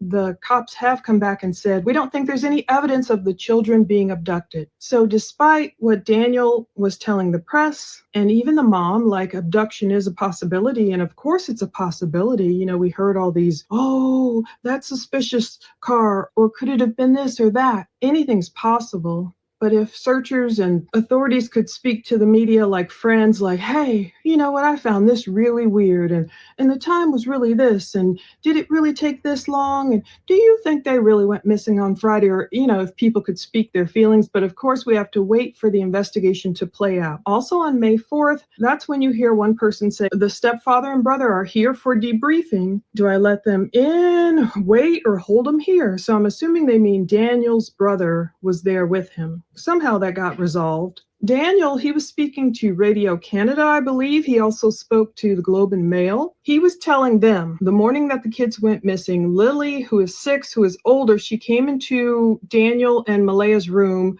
multiple times. Daniel said, I seen her that morning and Jack was out playing in the kitchen, I'm guessing, and they slid open the back sliding door. It's almost like silent to hear it sliding. So this is what Daniel's telling the press. They slid it open. The boots were right beside the door and they proceeded to, I'm guessing, play outside. That is a lot of, I'm assuming, I'm guessing. I know how it is when you're a parent, especially you have a younger baby and you just want to sleep as much as you can. And if you have toddlers or a little bit older children that can kind of entertain themselves a little bit. I mean, a 6 and a 4-year-old, you still want to be out there with them to make sure they're not getting into anything because, I mean, by the grace of God, thank God my kids never hurt themselves or each other, but a 6 and a 4-year-old can still get into some stuff. But I know how it is when you kind of hear them out there. So maybe he's assuming, okay, Jack's playing. All right, Charmaine, you just get the heck out of my brain right now. Oh my God. I see you, mosquito. Hold on. Where'd you go? Aha. I'm sorry. Wait. Well, you're dead. Oh, shit, miss you. Fuck off. Freaking hate mosquitoes. Ugh. It's one thing I don't mind killing. See, I got my trusty little shovel. Scoop out all the shit. But Charmaine, get out of my brain. I was literally, as this clip was playing, I was like, where did Ryan go? Haven't heard from Ryan. Ryan, I thought I adopted you. Thought you were supposed to stay with us. Where's Ryan? I feel like he ditched us near the start almost.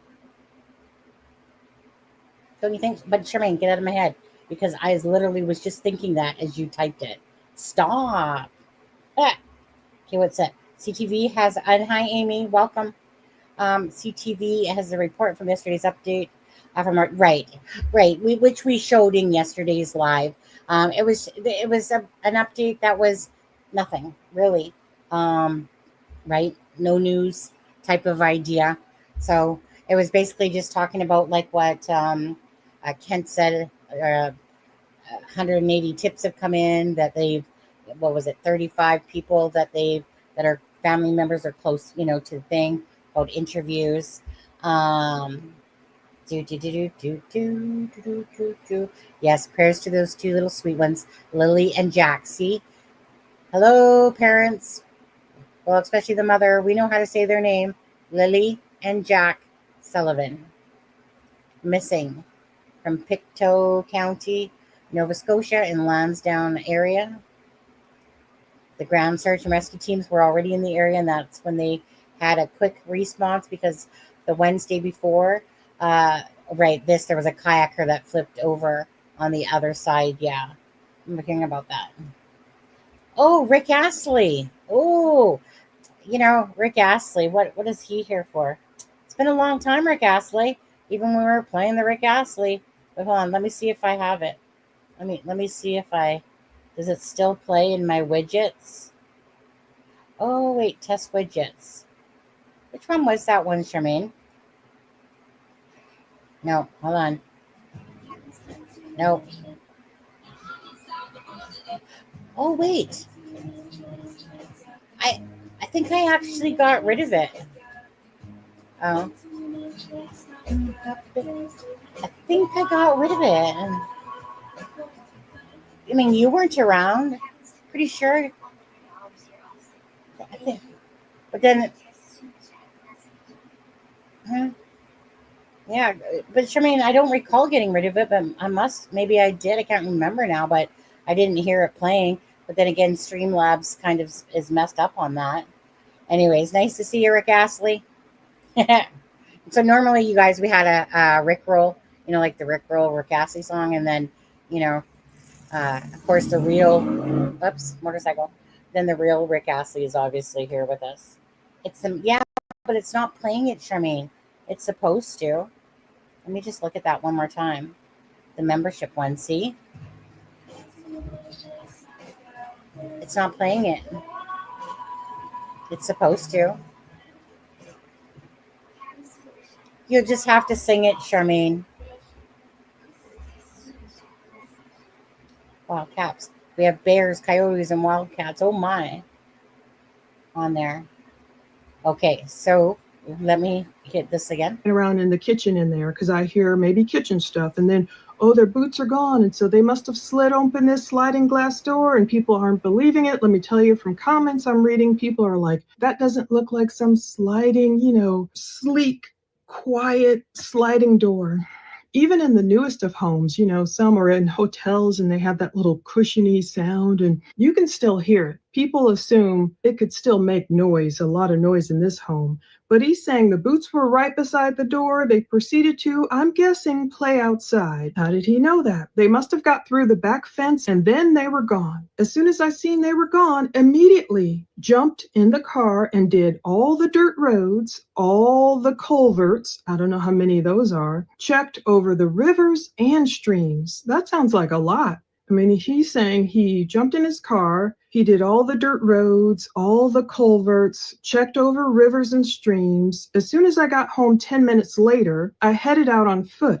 So is he saying he searched for 10 minutes? Or like, for example, did he search for an hour? Did he search for 45 minutes? Did he search from 8 a.m. to 8:45 a.m.? And then 10 minutes later, he headed out on foot? And I'm thinking, is that what took up 2 hours? If they really did notice the children missing at 8 a.m., and if 911 wasn't called until 10 a.m., would that kind of fill the gap of 2 hours? I don't know. We just need more details. We need those exact, dateline timelines of movements of cell phones and everything.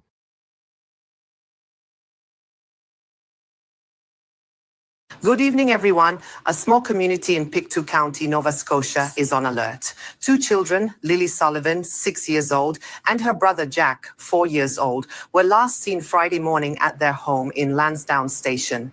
It is near New Glasgow. The numerous search efforts have not yet succeeded in finding the 2 children, and concerns are high in the community. We have Agatha Boucard on the scene. So, Agatha, how did this 4th day of searching go? Yes, a helicopter flew over the surroundings of Lansdowne this Sunday to find the children. The Search Coordination Center was set up on top of a very wooded hill not far from the home where Lily and Jack were seen for the last time. Between 120 and 160 volunteers for the search and rescue operations who came from elsewhere in the province are trying to find the traces of the missing, accompanied by sniffer dogs and drones. A city councillor who visited the search site every day said that the community was therefore very worried and concerned. It was Donald Parker, the councillor in Pictou. He hopes that everything will turn out well and asks the public especially to not go to the investigation site because they might blood the trials. And Gather, what are the latest updates from the police? What are they saying? So around 4 o'clock, the police said they were obviously continuing the search and that they were also going to try new areas to try to find the children. However, the stepfather of the two missing children has little hope and doesn't think the children can be found in the woods. Let's listen to him.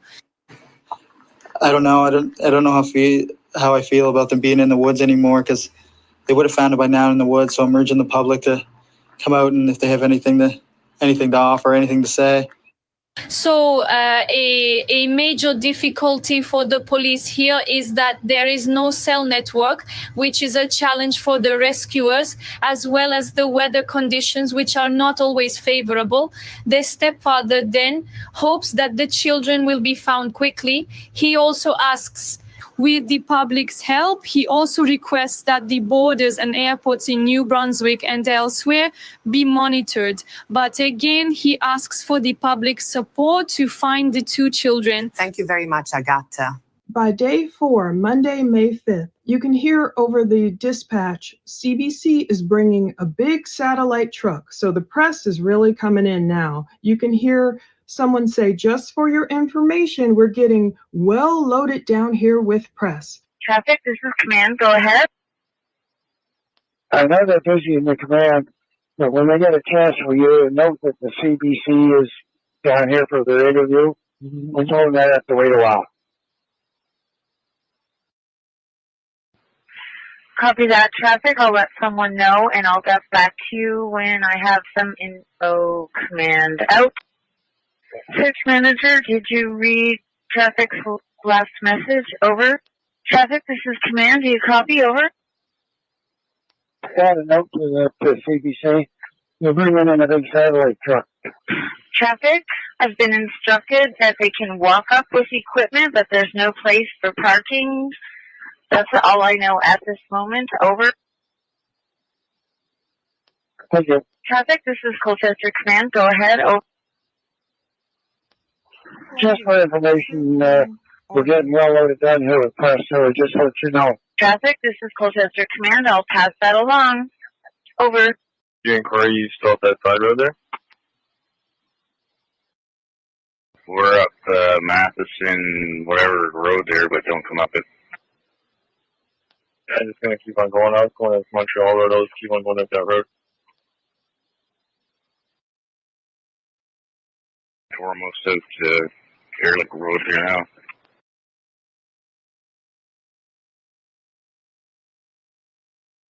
Communication, Helmet 206 on the grid. Go ahead, 206. Valley, can you generate a call sheet for our drone team and show support to drone 2 and 3 members on board to attend the JRCC search and rescue out in Lansdowne?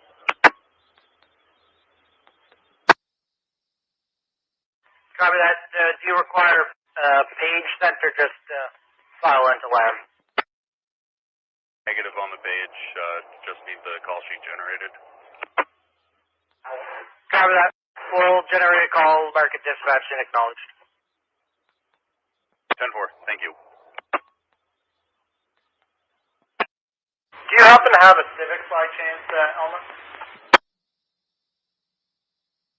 It's 1407 Gairloch Road, 1407 Gairloch Road. Copy that, thank you.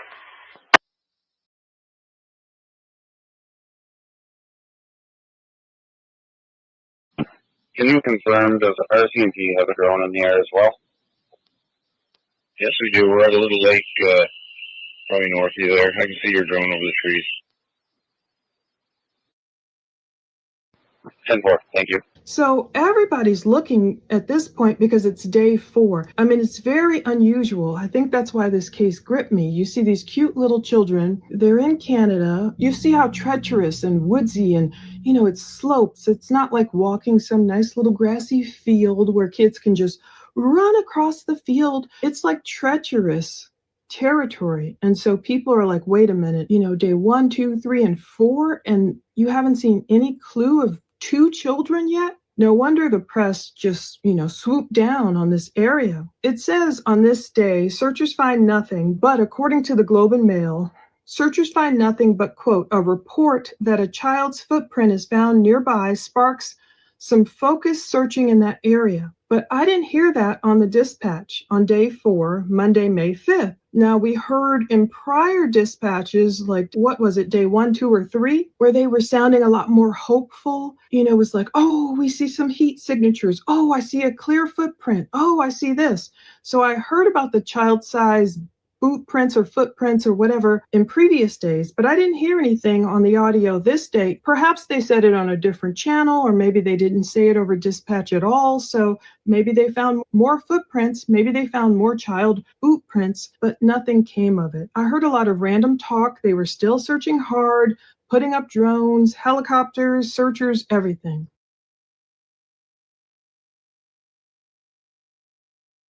Now, day 5 of the children missing was Tuesday, May 6th, 2025. So this is the last day of audio I've listened to thus far. It took a long time to get through this. Yeah, Roger, you can check out about 8 minutes back from your location at 1,100 feet. Just wondering what the drone activity is this morning. Patrol 2 Command, there are no drones up right now, over. Okay, sounds good. You'll hear me landing here shortly in about 8 minutes. Just giving you a heads up, our Argo is heading down the road. It's going to station at the pipeline for the majority of the day to shuttle teams up and down it. So that is en route currently. Transport out. Traffic, this is Command, go ahead. Crime audio. Is there a briefing for the father now? Are you sure? Traffic, this is Command, say again, please, over. Is there a briefing for the father now? Are you sure? Stand by, Ed. Audio. Traffic, search manager, you can send him out. Are we allowing any media up the hill at this point in time? Stand by. Transport unit lead, this is Command. We are not currently allowing media up, no. The hill there. Where do you want to tell them to go? Just back down to the bottom there? There are a couple media at the top of the hill there. You want me to send them back in the bottom of the hill? If you don't want the media walking up to the command center, you let us know and we'll act accordingly. You know here? Traffic Command, can you say that again, over?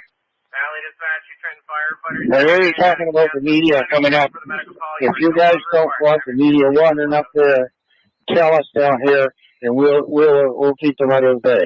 Roger, thank you, Ed. We're not currently allowing media up the hill. Thank you. CPD must have permission to come up and use the Wi-Fi just for a moment. Traffic, who is it that's asking? Over. It's CTV News. I just want to use your Wi-Fi for a minute. Stand by, please. I'm over Gairloch Road with the drone there. What's your location right now? We're south down along Jack Road, I guess. We're heading towards you now. A grid pattern from Gairloch back over to McLeod. Back and forth, back and forth. Where are you heading? We're just doing the roadway and any place, buildings, structures. And we'll just turn around, we'll start heading back up to the south again, I guess. We're just going to try and cover all this ground in between McLeod, Gairloch, and where the CP is. Okay, yeah, we'll start heading south again.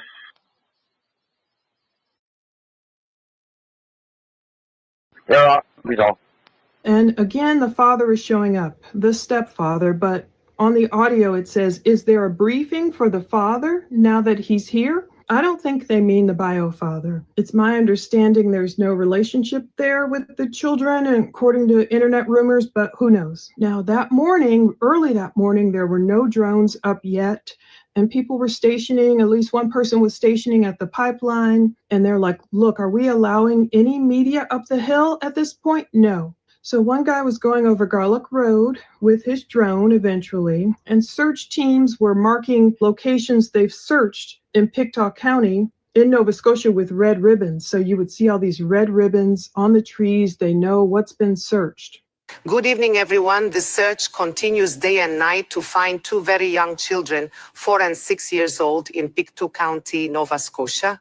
And for a fifth day, the RCMP and search and rescue teams have combed the very dense forest behind the family residence, but the children remain missing to this day. Kira Morelos. It has already been 5 days that teams have been working tirelessly in the surrounding woods to find 2 children who went missing. Helicopters as well as 150 people on the ground were back on Tuesday to try to find Lily Sullivan, 6 years old, and her brother Jack Sullivan, 4 years old. They were last seen on the morning of May 2nd at their home on Gairloch Road in Lansdowne Station, about 20 kilometers southwest of New Glasgow. Since their disappearance, searches have been conducted day and night. During the evening, the RCMP used the drones with technology that notes where there are changes in temperature on the ground. With this technology, it gives those on the ground the opportunity to find these points to establish why there are changes. The Royal Canadian Mounted Police says this remains a missing persons investigation and continues to ask the public to stay away while experienced rescuers carry on with their work. According to an officer leading the ground teams, it is particularly difficult terrain. It's difficult. You've got blowdown from the last storms, from Fiona. You've got bugs. You've got heat exhaustion. You get cold at night. You've got water pouring down on your head. This terrain is not flat. It is uphill and downhill. Despite the 5 days that have passed since Lily and Jack disappeared, rescuers remain optimistic and are preparing to continue the search for the 2 children from Tuesday night to Wednesday. This is Kira Morel on Radio Canada Lansdowne Station. This same day, Tuesday, May 6th, police took Daniel to the Pictou County District RCMP detachment in Stellarton, and he was questioned for 4 hours. I'm not sure how many hours Malaya has been questioned. You know, Daniel's speaking to the press more. Malaya isn't. So that's why we kind of know more about him and we see his face more. We've only seen the one interview with Malaya. But Daniel says, quote, "They're easy on me because they know I'm telling the truth about everything." He could be telling the truth. I'm not trying to be naive. I just can't get a read on this guy. You know how a person could be just the most heartbroken, just grief-stricken person ever, and you just don't want to pile on them? Or they could be a diabolical liar who can just look you in the eyes and just lie. So I don't know. I don't know how I feel about them being in the woods anymore, because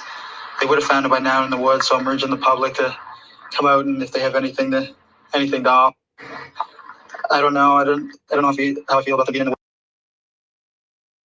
Just to stop there for a second on that, you know, how many in here believe that, like, that Daniel's being sincere?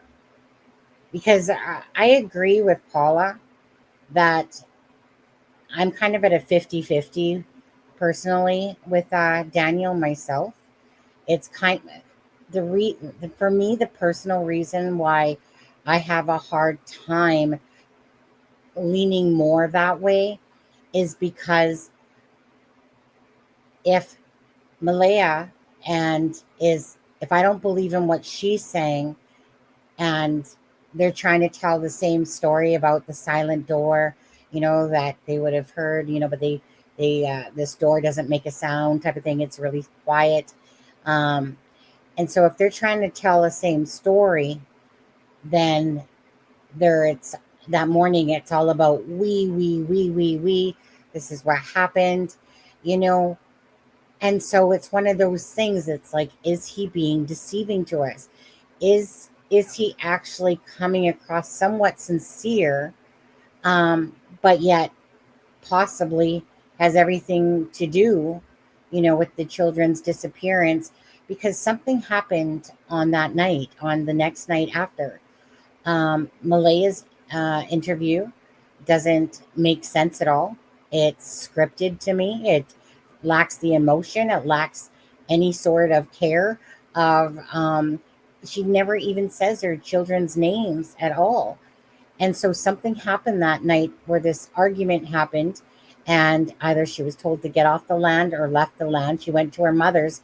We haven't heard hide nor hair from her since, which I think is absolutely ridiculous, because it's almost like someone hiding is how it's being construed. And yet Daniel here is, you know, going to these the camps, whatever you want to call them, where they're having their briefings and stuff like that and wanting to know what's going on. Is it all just a ruse to make us believe?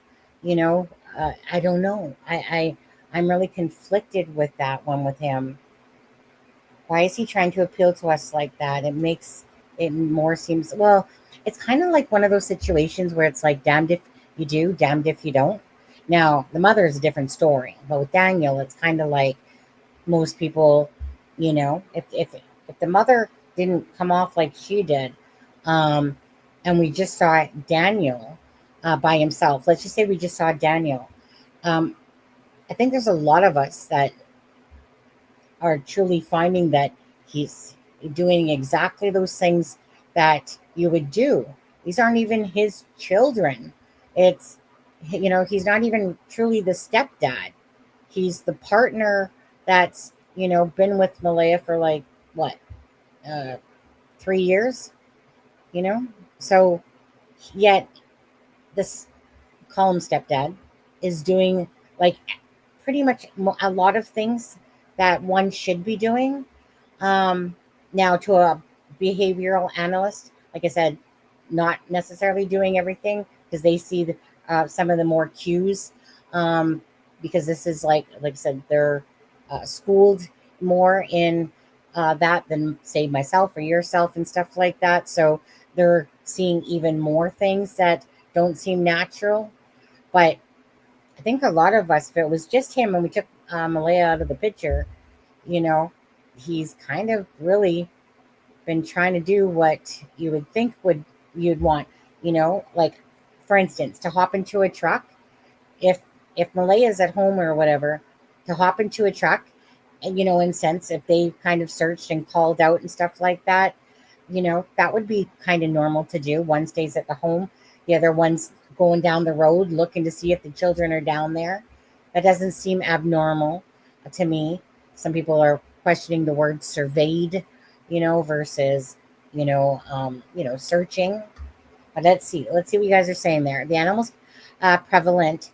We're not overrun with them. There's quite a few deer and bears, but the rest are scarce. I don't think he is sincere in general in all of this. I have looked at his own words and clues between the two of them. And if anyone's coming in to watch now that hasn't seen the beginning of this live, I think Sadie did a really good job on the 10 red flags with both Malaya and Daniel here. Things that make me even go out, never exactly thought of certain things a little bit for him. Why conduct all these media interviews anyway? If they're innocent, you'd think they'd have other things on their mind. If involved, it's pretty dumb in my opinion. See, I'm going to disagree on that. Interviews and the parents speaking are very crucial, to be honest with you. Not only does it benefit the RCMP and people looking into it, because just like anything, they're watching for words, watching what they're saying. Are they saying different things, right? So I think that those are very important to be doing interviews, because it's not like he's allowed in the search area and stuff like that. Once they take over, right?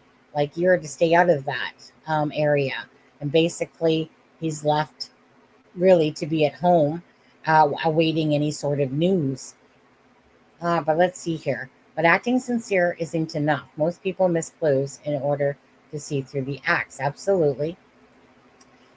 I can't get a good read. I think this one is a harder read for sure of this guy. He's saying the right things, but seems rehearsed and robotic most of the time. Right. That's why I'm sitting. Well, there's more reasons why I'm sitting at 50.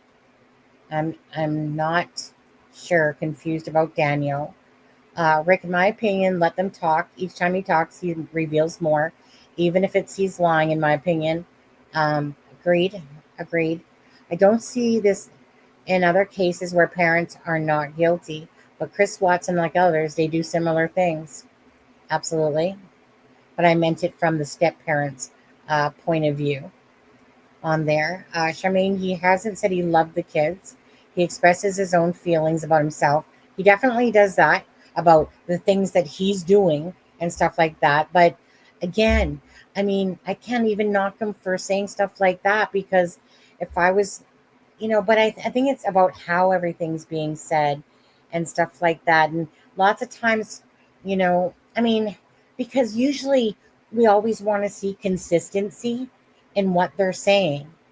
And Daniel is, even though I know Sadie said it's a red flag, but he's being consistent in what he's saying. But is it being truthful or not? Because we do like to see consistency, right? That's what we wanted to see in Sebastian Rogers' case with the bio mom and the stepdad. We wanted to see consistency, but we weren't. The little things kept changing and changing, and bigger things kept changing, and lies and stuff like that. And so it's kind of, that's what I'm saying. It's like a catch-22, damned if you do, damned if you don't. Charmaine, I agree. Both he and the mom are very scripted, like Tori Selm, but the big red flag is them seeming to, well, and I'll agree exactly with that, Amy.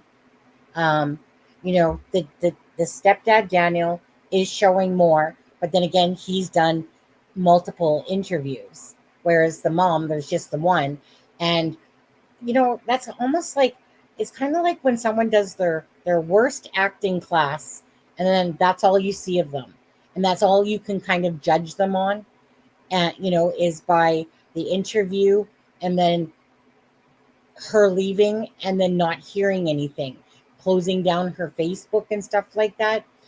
So this is, to me, strange stuff, because again, to talk to the news, not to say you have to talk to like YouTube channels, but to speak to the news and to beg for your children, and help and stuff like that. So I don't know if Malaya's easily, like if she's easily influenced by her elders on what to do and what not to do. And hence why, she's just listening to what her parents are saying, her family's saying, et cetera, et cetera.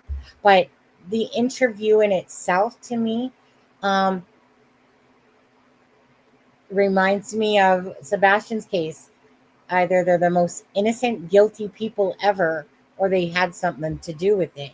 But that remains to be seen.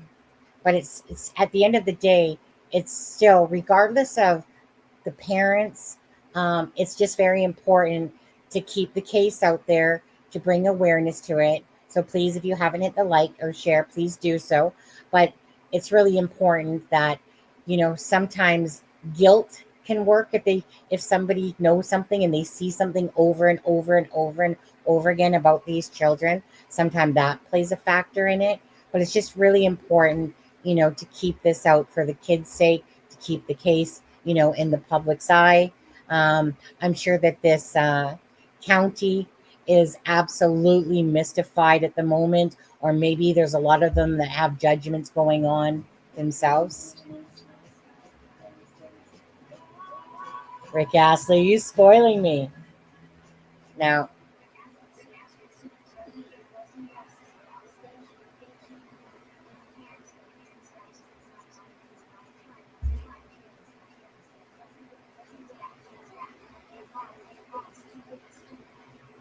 that didn't come out as loud as it normally does. So Rick Astley, thank you for the super chat. He says, I meant if the parents are innocent / victims, why would they waste time on media appearances? It doesn't bring back the kids. And if they are, I get what you're trying to say. I do get what you're trying to say.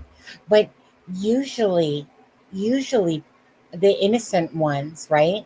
A lot of times they do speak because they really just, are just fighting for people to keep their story out there, to bring awareness, right? So that's why I'm going to have to still disagree with you on that one, because we see so many cases where they are out there because there's so many parents that have missing children that want the news to cover it, that want to talk about it, that want to keep putting it out there, usually.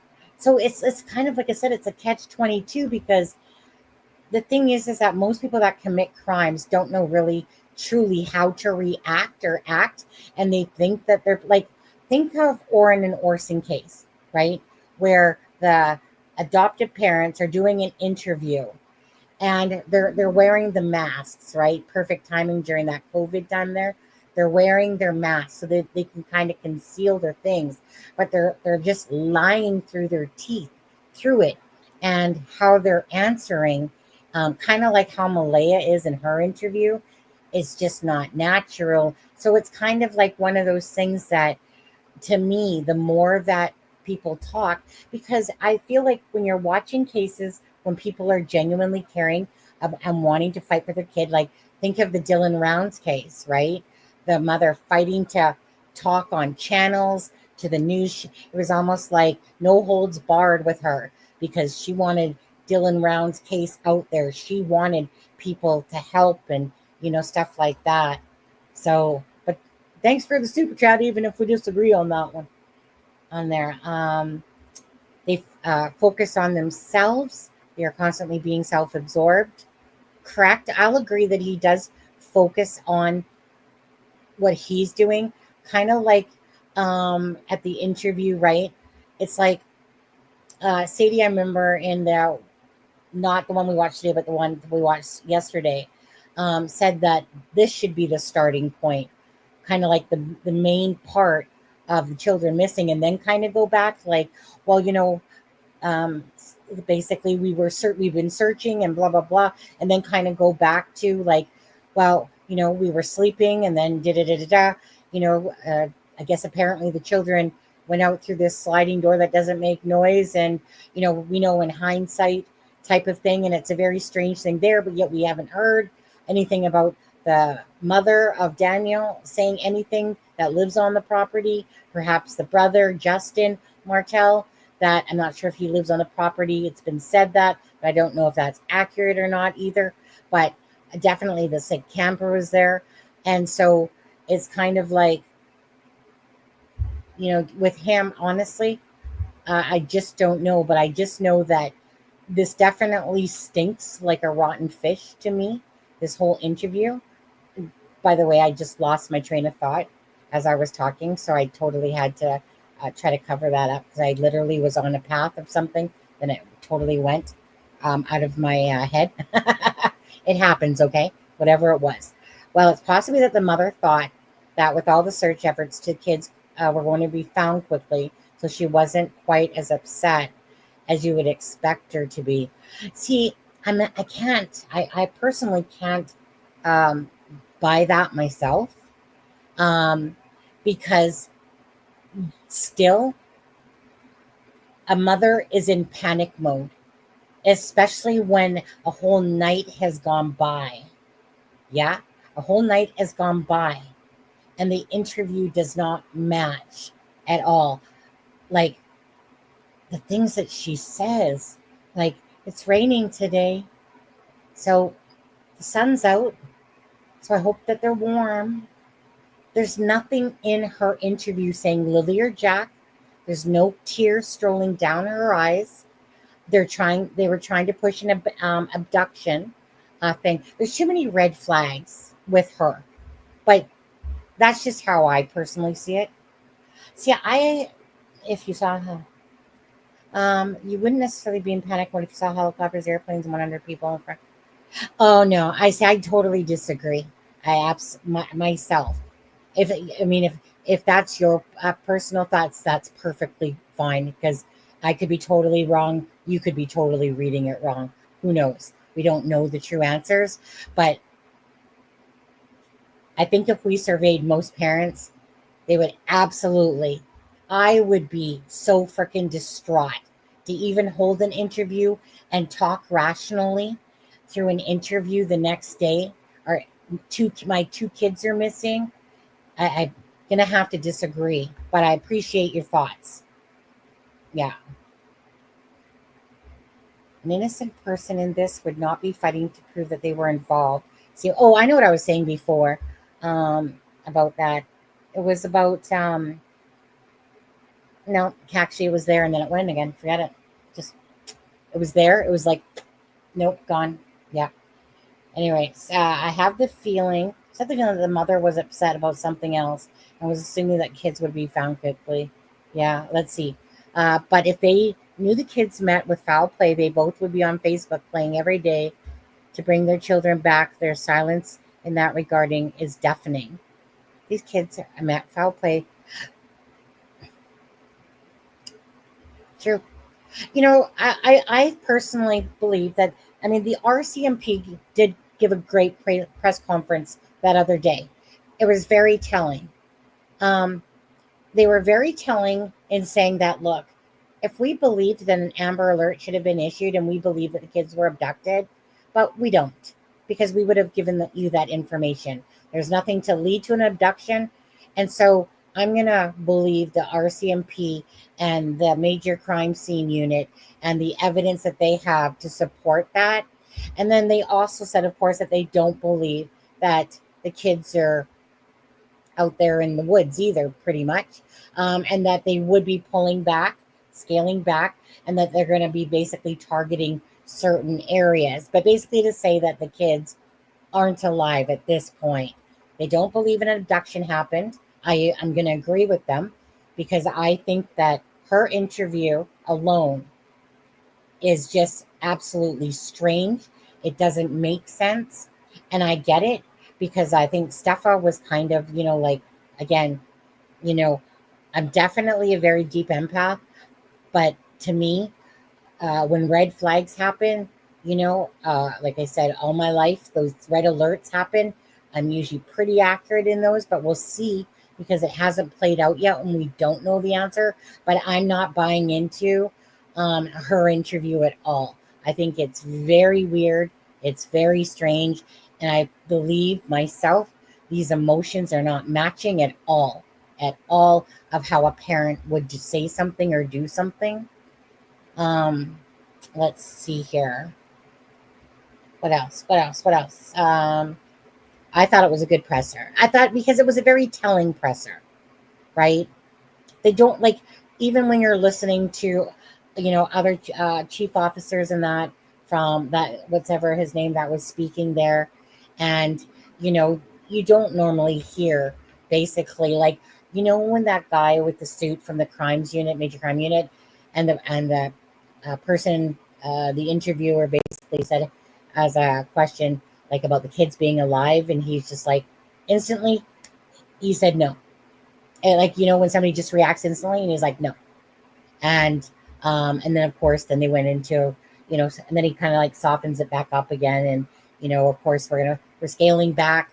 And he said, basically what he said there was if we felt that the children were alive and out there, we wouldn't be scaling back, but we are.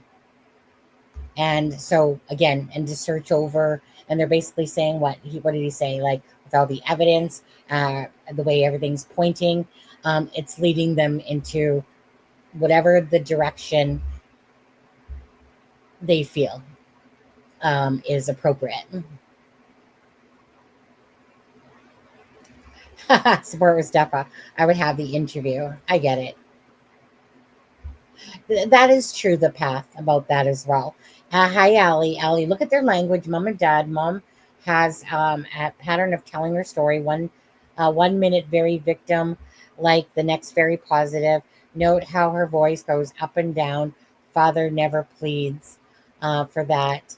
Let's see. But that is very true. Charmaine talks about this all the time. Charmaine has covered a ton of true crime in Canada here.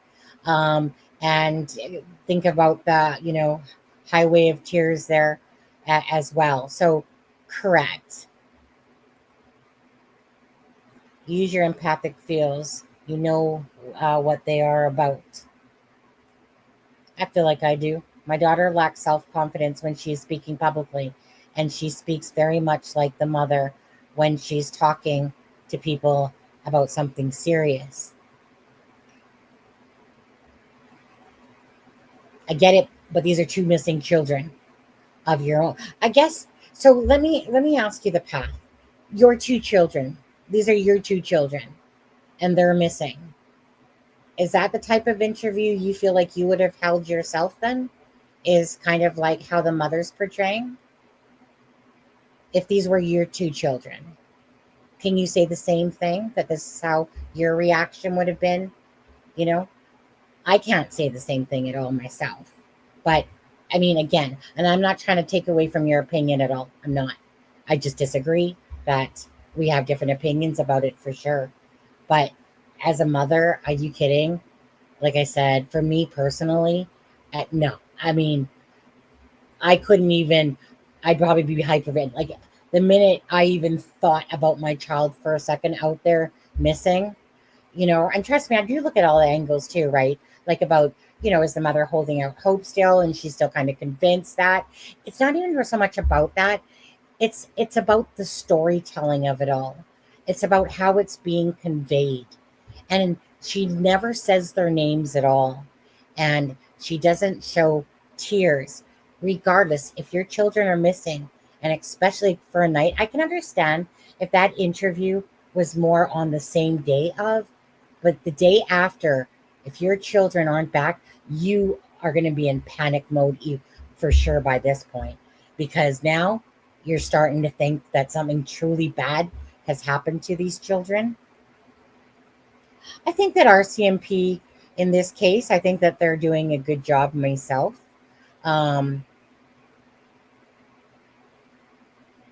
Right. Yeah, I think that's just a whole different scenario. I think that's kind of apples to oranges on that. I have a niece, same thing, insecurity issues, has a hard time looking people in the eye, and stuff like that. However, she is full of emotions, and she would be probably crying up a storm on there. But I just think that one's apples to oranges on that. The fort and the wigwam structure built outside the command cannot be built by the children. There is no gates. Is a worry what is inside. As mom seeing drones, aircraft searchers would send me right into reality of the situation. Yeah, I agree with that, Amy. I do agree with that. I'm not buying her story, Andrea says. This isn't, yeah, I don't want you to feel like you're being attacked the path by no means. Because, like I said, most people are not on the side at this point of the parents, per se, because of the strangeness. And because this is a lot of times the parents do have something to do with it. But most people definitely are not seeing it your way. But I don't want to discount what you're saying for sure. I have never seen a single mother act the way she did. But again, it's not how she spoke and lack of a single tear. It's more than that. I'm certain that these officers convinced her that if the kids were in the woods, they would find them.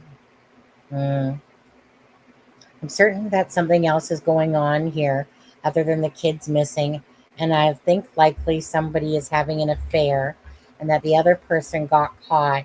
That's what they were arguing about, and the kids left.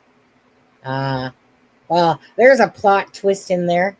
I personally don't believe so about the affair thing going on. I feel like an unhealthy relationship was going on. That's kind of what I feel about it all myself. What do you guys think? About why Malaya left? Like, it's strange how in the morning it's we, and then an argument happens. So that I feel like there's some blame being put by Malala on Daniel that's causing the mother to get pissed off and a big argument to kind of ensue. But why? That's how I kind of feel like what might have happened that night. But why?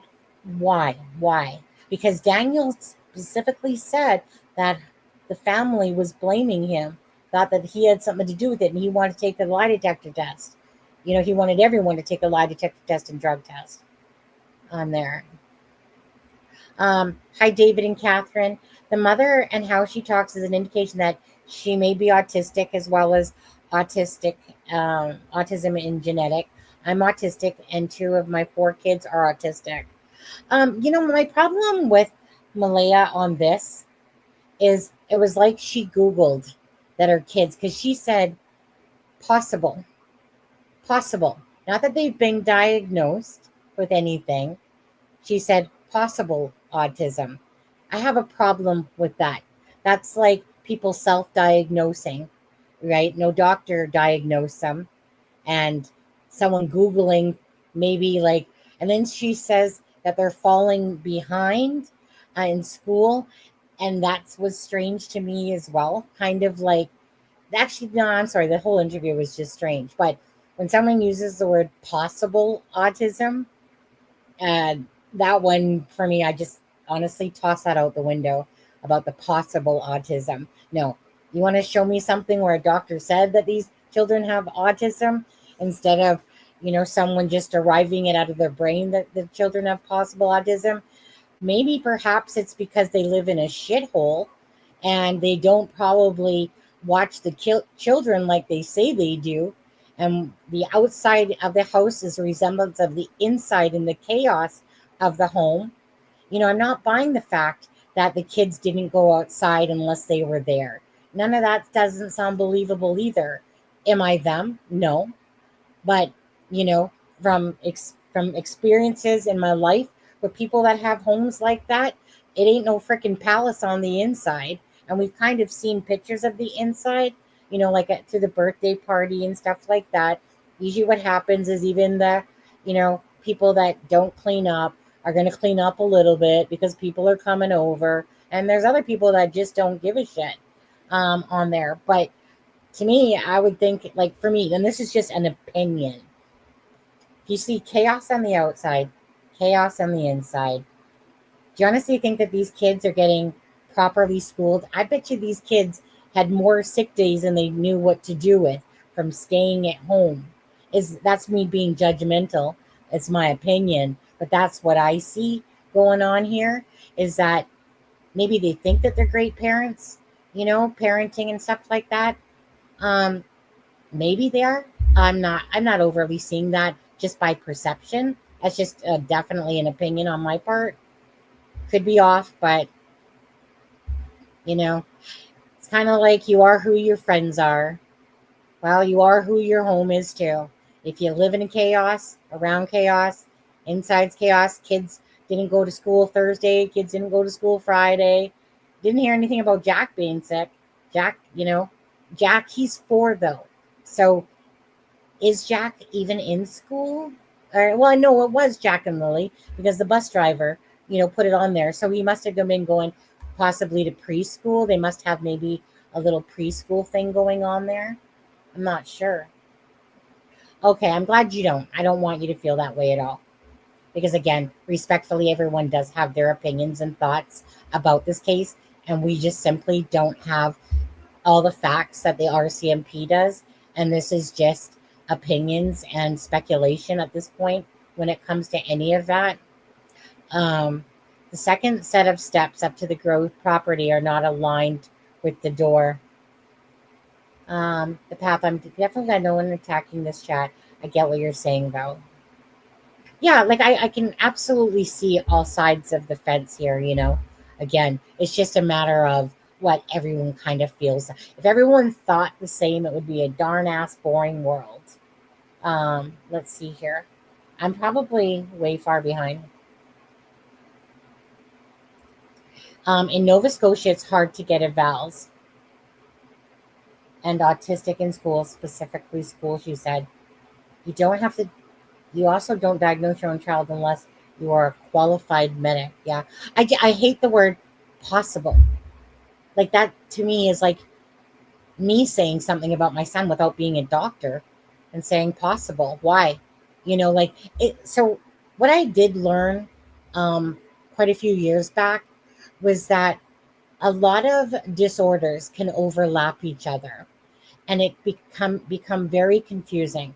I remember coming across a personality where I knew what I was seeing and what he was showing. And when I Googled it, and I spent literally months and months trying to understand this personality. And then I came to learn about the different clusters. But what was hard is that a lot of personality things overlap each other. And at the end of the day, my head was spinning because it matched narcissist, it matched borderline, ADHD and borderline schizophrenic and blah, blah, blah, blah, blah, blah, blah. And bottom line is that that's where I'm like, honestly, only a doctor could probably weed this out because it gets so confusing. I mean, I diagnosed myself with depression when I had it back during my divorce in 2013. And I was like, check. Yep, check, check, check, check, check, check. I do feel like depression's a little easier to check off. But I feel like somebody like that Malaya went to Google and was like, maybe Googled something and it gave her an answer of possible autism, like as maybe perhaps one of the answers. That's how I kind of took that when I hear the word possible. Daniel's brother, right, he's an equipment operator. I believe, if I'm not mistaken, Amy, on LinkedIn is where I saw that.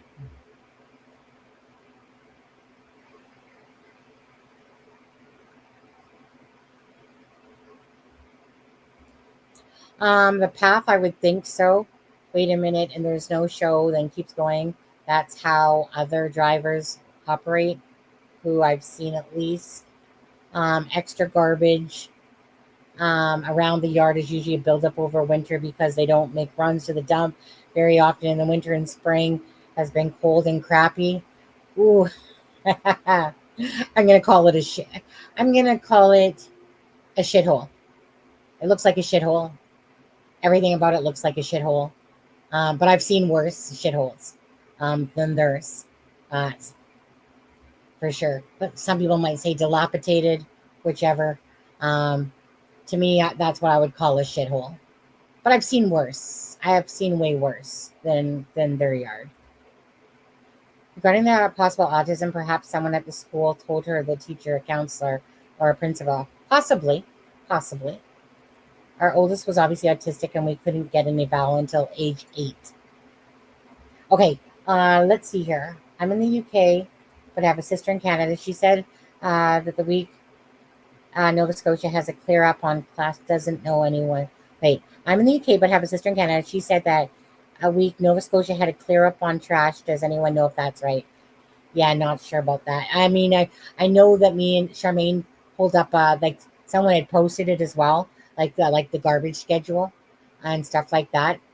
But I know, like, typically out here, there's usually a week where you can put all your crap out the front of the yard, whether that's sofas or whatever, kind of like happens once a year and stuff like that.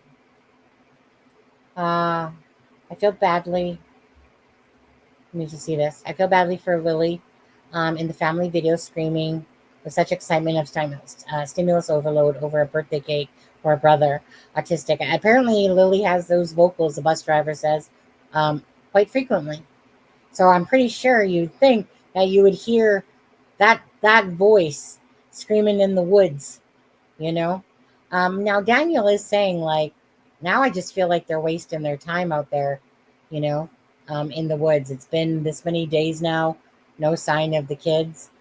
I don't know, because usually, if someone's projecting abduction, they're going to kind of hold with that line. So that kind of strikes me as a little bit, not odd, but what I'm saying is, because he's saying, well, I don't think that they're out in the woods. Well, unless he's leaning back towards that, but usually you're going to try to gear away from something if you know the truth of the matter, right? So is that him kind of saying, like, yeah, they're not in the woods, come on, stop looking over there, waste of time, when really they are, perhaps? Who knows? Okay, let me play a little bit more of Plunder. It's getting late here. It's 10 o'clock my time on the west coast side of Canada here, but I want to play a little bit more of Plunder's. One thing Daniel did say is, I don't know how I feel about them being in the woods anymore. They would have found them by now in the woods, so They would have found them by now in the woods. I'm urging the public to come out and if they have anything to offer, anything to say. So he was reaching out to the public if they have anything to offer, anything to say. It sounds like Daniel was changing his mind. Initially the story was Friday, May 2nd. Okay, they must have just wandered off. They opened that sliding glass door. They got out. They closed it. They usually don't close it, but this time the kids, a 6 and a 4-year-old, had the wherewithal to remember to close the door behind them. I'm not saying this is impossible. I've read comments from people who, they have decided as a 6-year-old or something, I'm going on an adventure. I'm going to try and walk somewhere. I'm going to make my way to school. I'm going to make my way wherever.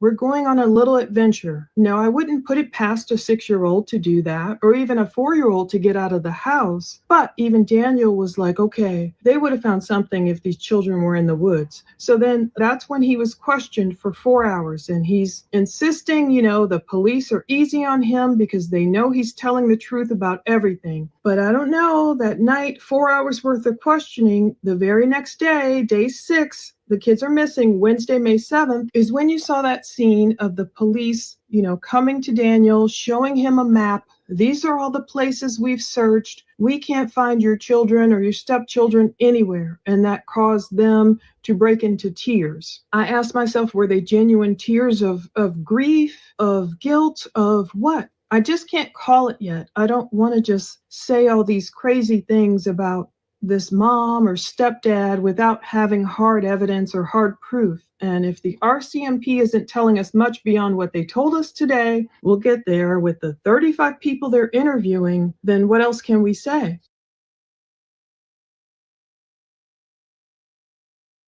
The children's stepfather, Daniel Martell, became very emotional when he realized that the police would reduce their searches after 6 days of scouring the woods with sniffer dogs, drones, and helicopters. Good evening, everyone. As time goes by, the hope of finding little Lily and Jack Sullivan alive diminishes in Pictou County, Nova Scotia.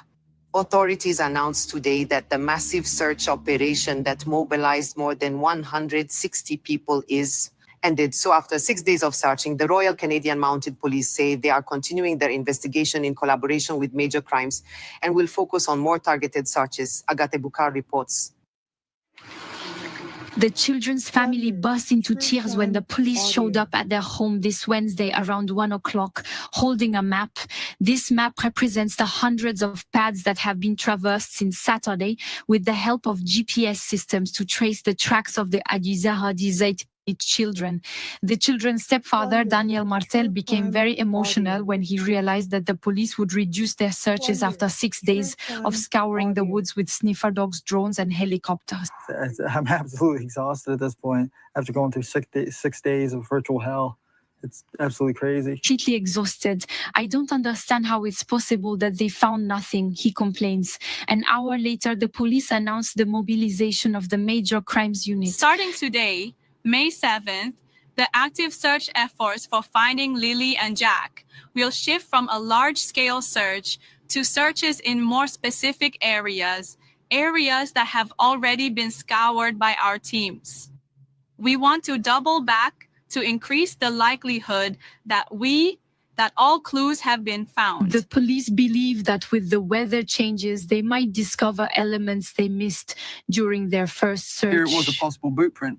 When we have a possibility like that, that's when we exhaust that area as well, to make sure that that wasn't a clue that we were missing. A small footprint was found. So for now, nothing indicates that we should stop the searches in this area, said another spokesperson for the Royal Canadian Mounted Police. But as the days go by, the chances of finding the children alive are dwindling, according to the police. Et si nous pensions qu'ils étaient vivants en ce moment, nous serions toujours là-bas. If we thought they were still alive, we would still be on the ground. The police continue to be in contact with the family and are asking anyone with information to contact them. This is Agathe Bukar, Radio Canada, Halifax. So that's why so far I didn't look at any audio from Wednesday, May 7th, because by then the search was in essence being called off. In fact, even the night before, it sounded like certain parts were taken out. They were on different channels, so it was hard to hear what one guy was reacting to. One guy was like, whoa, really? It could have been news of the search being called off, or maybe it was just something different, maybe something he left behind. But I find it ironic they questioned Daniel for 4 hours Tuesday night, and by Wednesday they are announcing, look, we're calling off this search. People are getting hurt. Searchers are getting hurt. We're going in a different direction. We'll go back and maybe double back and search the places we searched, but it sounds like, major crimes is really involved, and we know it's going into more of an investigation mode. So Wednesday, May 7th, I didn't listen to that dispatch yet. I might end up pulling that day down too, those 48 files down too. But in that morning, this is day 6 of the search, children are missing. In that morning, RCMP arrived at Daniel's home and they asked him to hand over his phone. I wonder if he didn't have it with him that Tuesday night. Would he not consent to give it to him that Tuesday night, or did they not ask for it? Is the interrogation process like much kinder? You know the reputation Canadians have a reputation of being polite. And so I wonder, did they hold off or did they press him for his phone the night before? Was it anything he said in those 4 hours worth of questioning or talk interview that prompted them to want his phone the next day? Daniel says he gave the RCMP his phone, and then that day we didn't hear anything again from Malaya's side. Her mother, Cindy Murray, told the Globe, "We're not discussing anything right now. The police told us not to." And again, we don't know why Malaya had to leave or if she was told to leave by CPS, by any authority. We just have no idea really what's going on with the mother's side. But per Radio Canada, this Canadian-French publication with boots on the ground, this is the day, Wednesday, that the children's family burst into tears when police showed up at their homes this Wednesday around 1 o'clock holding a map. This map represents the hundreds of paths that have been traveled since Saturday. It says the children's stepfather became very emotional when he realized police would reduce their searches after 6 days scouring the woods with sniffer dogs, drones, and helicopters. And this is the point where Daniel also said, "I'm absolutely exhausted at this point." After going through 6 days, he says 6 days of virtual hell. It's absolutely crazy. I don't understand how they found nothing. So there's so much to unpack there. We'll probably unpack it all later once we get to know more info and we can kind of speak more freely. I really like to speak freer once the police have arrested someone or they give us an arrest affidavit we can read from. We know what they know, or at least more of what they know, instead of just trying to guess. Like, I don't want to do that. We're all innocent until proven guilty, so we just don't know what truly happened. But it sounds like Daniel, I can't imagine. He calls it virtual hell. I can't imagine what any parent or step-parent or loved one goes through when their children go missing. I don't even like to put myself in that headspace. So he would be exhausted from searching so much, from whatever went on with Malaya, whatever's going on there. And then he does seem to, again, throw the blame towards these authorities or searchers when he's like, I don't understand how they found nothing. When I've listened to these people like up in the helicopters or putting up the drones or, walking, and they're like, put me down for 3 more hours or put me down until midnight, or, they're telling the person, look, I can do this for hours, and my hat's off to them because, oh my goodness. The article says 1 hour later, after breaking the news to the family, the police held the press conference where the Major Crimes Unit was there, emphasizing as well that the search would be scaled back and they're shifting to a more honed direction. Without quite saying it, the one guy did say, we don't believe the children are alive. He did go there. Radio Canada quotes Daniel as saying, I know everyone has done their best to conduct the search. I know they can't continue forever, but we remain hopeful. So Daniel again was saying, okay, maybe the children were abducted, but the police are saying, look, we don't have any evidence of that. That's why there was no Amber Alert. And Staff Sergeant Curtis McKinnon confirmed on Wednesday that the RCMP's Major Crimes Section has been involved in this investigation since May 3rd. So since that Saturday when there was this big blowout, maybe that gave them evidence that early. The children missing only like 24 hours, that's still a very long time. I don't mean to say only, but the children missing for 24 hours, Major Crimes must have seen enough to say, whoa, we need to get involved here. Now, the search teams found no traces of the children. They were exploring more than 100 leads. Just those handfuls we heard over the dispatch, like, oh, that car is suspicious, or this is suspicious. They've been able to check all that out and rule it out. Even when I was listening today, I heard, oh, I'm flying over here. I'm going to land. I'm going to check out that abandoned car. Let me see. They've been checking stuff we can't imagine. And that's when the RCMP is saying the children probably haven't survived because of the length of time of their disappearance. the weather conditions and all that stuff. But maybe they're just not saying also because we know all this other insider information that we're not telling the public yet. Now, that same Wednesday, though, Malaya did ask for some of the children's stuffed animals from Daniel and for him to hand them over to the RCMP. So she wanted Lily's white unicorn and Jack's blue dinosaur. And I was like, oh my goodness, you know, the mom, maybe those were the children's favorite toys and she just wanted to cuddle them. But Daniel said he gave police the baby's white giraffe, so little Meadows giraffe, and it says the mom's pink bear. I don't know if that's Malaya has a pink bear and Daniel just handed those things over via RCMP. But Daniel told the Globe the police did advise him that day, this is still Wednesday, that they were bringing in cadaver dogs. This must have been, I guess, after the presser, and RCMP divers to search that Lansdowne Lake, which is near their home, but that turned up nothing too.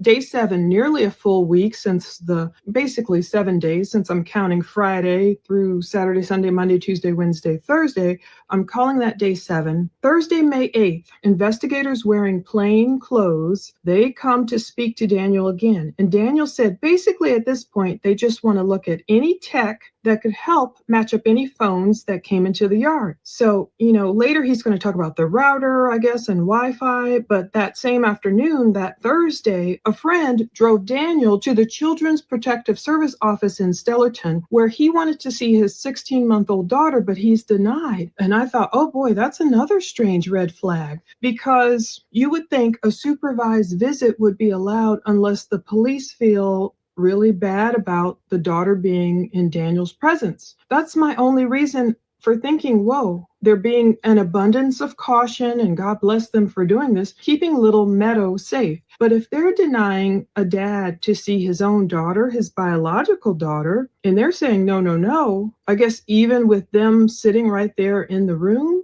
or, you know, could it have been supervised? And they're saying no, that's another red flag to me. Now, I don't know, again, if Malaya was there with the daughter or if she brought the daughter, if the daughter's in her custody. If Malaya is allowed by authorities to see her own daughter, and I don't know if that's true, but Daniel is being denied, that's another thing that makes you ask why. What do they know that we don't?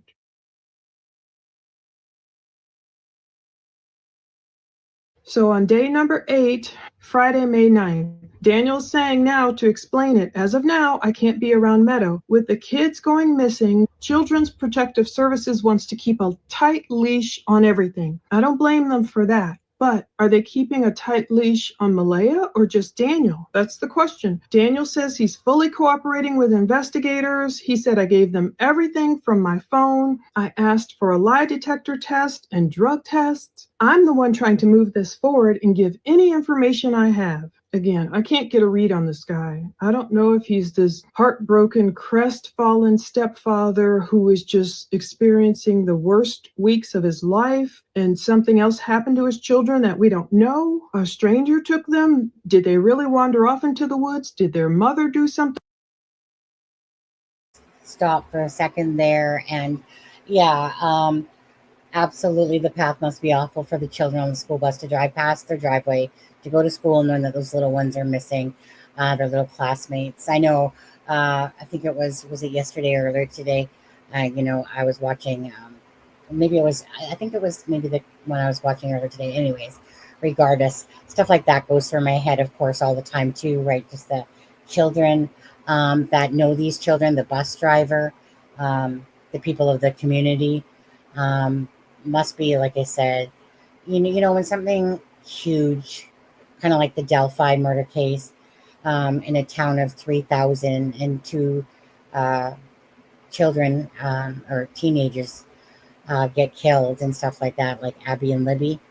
It just can really shake up a whole community when something like this happens. And so, you know, my hearts go out to, of course, everyone that's impacted by the disappearance of Lily and Jack.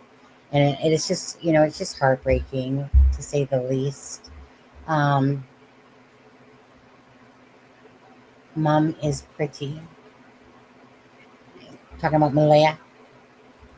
is Malaya being denied visitation by Meadow Road? Well, that's what we don't really know. Like, so we know that Daniel was denied visitation, to escape because they're basically trying to, because 2 children are missing, right? They're trying to protect the child from any other thing. But does that mean that Malaya doesn't have the child, Meadow? Or does Malaya have it? Why did Malaya leave that day, right? Like, he said that her family is blaming him. So is this a situation where maybe originally, just hypothetically speaking here, that Malaya just because of fear and whichever, just basically that's why they were telling the same story, when really perhaps maybe it had something to do with Daniel and why the family is blaming him to do with the disappearance. Like, there has to be something there of why Malaya left. But that reason is we don't know. But it does seem strange to me that these two are we, something about, like I said, 8 o'clock in the morning, whatever, Lily coming in and out of the bedroom, could hear Jack in the kitchen, and then saying 20 minutes and whatever. And because her story does seem contrived, is it something that she was trying to at first protect herself because of the implications and a baby, whenever there's another child involved, is it something that she felt that Daniel had everything to do with by chance with the children and why they can't be found? And hence why there's this big argument that happened that night and why she either was kicked off or left. Because Daniel clearly said that the family believes that, right, that he has something to do with it. Why? Why would the family believe that?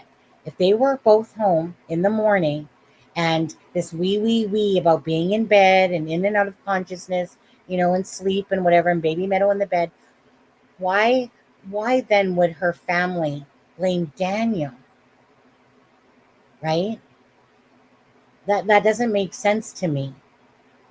So is it something where Malaya and him concocted a story, but then during that day it just all kind of, like said, freaking went south there, and then this big argument happened and she's blaming Daniel for it, and maybe by chance, is why she left. We don't know exactly what's going on there.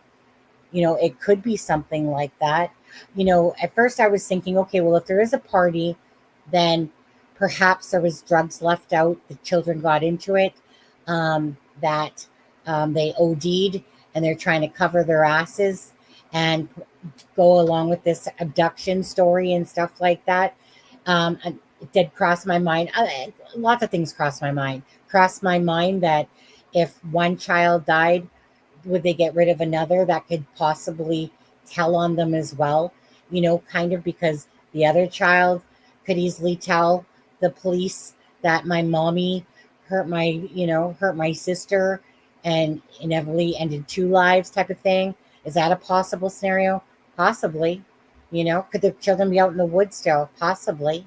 We just don't know. And we don't know, but there's something about that morning to that night of the family accusing Daniel. So what is that? Why are they accusing Daniel? So again, did Malaya do that interview that morning on Saturday, with the intention of a cover-up per se, and hence why she's telling this mystical story perhaps, or not? Just thoughts. I'm going to scroll down a little bit here because I'm way far behind. Let's see. Agreed, Sonny. He slipped up too and said kid once. They corrected him to children, so I thought that too. He has a reflection on thoughts. I think he's speaking as such to a degree. Let's see. I'm just looking at what you guys. Good night, Allie. Rainbow will try but foot infected. Oh, at present that's fine on here. So very early the UK. Oh, Allie, take care of your foot there, on there. Whatever's going on. Prayers for Lily and Jack and the searchers. And hey, Mark, how are you?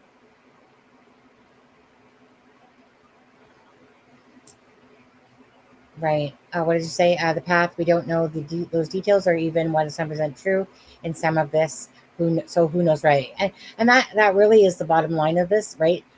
Speculation. We don't know what's going on. We don't know if there's guilt on the mother's part, father's part, stepfather's part. On anyone else's part. We don't know if they're actually in the woods. Is there a chance that they could have been abducted and the police overlooked that? Really, possibly. It's not like it hasn't happened to this, but. I just always go with my gut on stuff. I'm not feeling abduction at all myself. I felt like, okay, in the woods, did they get overlooked? But because there's something between Daniel and Malaya there's something about that day, Saturday. There had to be something that happened that went from morning telling a story and then to the nighttime of an argument, getting, say, kicked off of the property or whichever it was. We're not even sure of that. Was she kicked off? Now, Plunder did say, right, that, yeah, obviously there was an argument going on, but it's still a question. Did she leave on her own accord? Did her mom, there's something about blaming him. So why is it that the family is blaming him if they were both there? What more to that story is there? Because to me, that day, the 3rd, in a sense, is kind of like, to me, like the tell-all of a situation that happened that has created this blame towards Daniel, and maybe rightfully so, maybe wrongfully so, who knows? That's the part that's getting to me. If there was an argument and tension between the two of them, it's the best that they did separate, because someone else would okay, but it's more than that, though, right? It's more than that. It's the fact that this is to me to do with these missing children. For me, it's more than that. She literally blocked him, right? Put herself as single in the midst of children missing. Brings up her Facebook to add 4 people, and then put herself as single, and then take it back down, and then we see that it's using Messenger as Facebook only. It's all strange. It's just all strange, that part of it. But there's something amongst me that day, the 3rd, that Daniel's requesting that everyone take a polygraph test, drug test, polygraph test. Malaya leaves or is told to leave the property. Maybe Malaya is maybe her parents or whatever is saying, come home. Maybe she's easily, like I said, some people are very easily, I don't want to say coerced because that's not the word I'm looking for. They're easily, what's the word? Passive in a sense. And maybe she's just I don't know. There's something about that day. There's just something about the 3rd, that whole situation that is strange. How do you go from a wee situation, trying to tell the same story, to all of a sudden blaming, and an argument? Something about that day.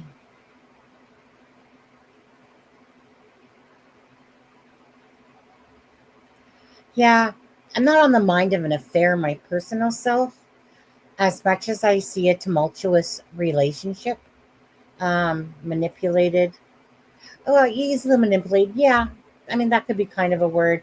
It's kind of like when, people are easily coerced into thoughts based on, say, the parents, whatever, and they're just come home, But it is strange. To me, it's strange that still that, your Facebook or different things about coming out and saying she could be totally, So if anyone knows the Delphi case, the father of Libby never spoke out at all. Always the grandparents spoke out, or the sister, Kelsey. but you never ever heard the dad speak out. Now, a lot of people accuse the dad because everyone expects that when your child has been murdered and you're trying to find the whatever, that you would speak out. But basically, someone like Becky Patty, she's a cancer baby herself, and she's like that mama bear figure, because Kelsey and Libby were living with them, the grandparents, right? Instead of the actual biological mom. The biological mom has, like, I think 4 or 5 kids total. But it's kind of one of those things that Derek always stayed in the background and never said anything. Was he guilty? No, not at all. Not at all. Right? Maybe Malaya's doing exactly what she's being told to do, what she's being asked up to by her parents, just let the RCMP handle it, and stuff like that, whereas we're expecting to see her come to the forefront. The interview still, regardless, is strange. So is it contrived because of trying to cover up something with something that Daniel would have been blamed for? Who knows?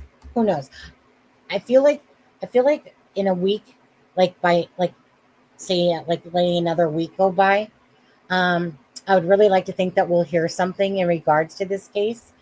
I feel like if it keeps going on, the longer, of course, it goes on, the more that then the RCMP won't have any idea of what's going on, meaning that they just don't have the answers. But again, I believe that digital Cellbrite information from the cell phones, from any sort of Googling, all that stuff, right?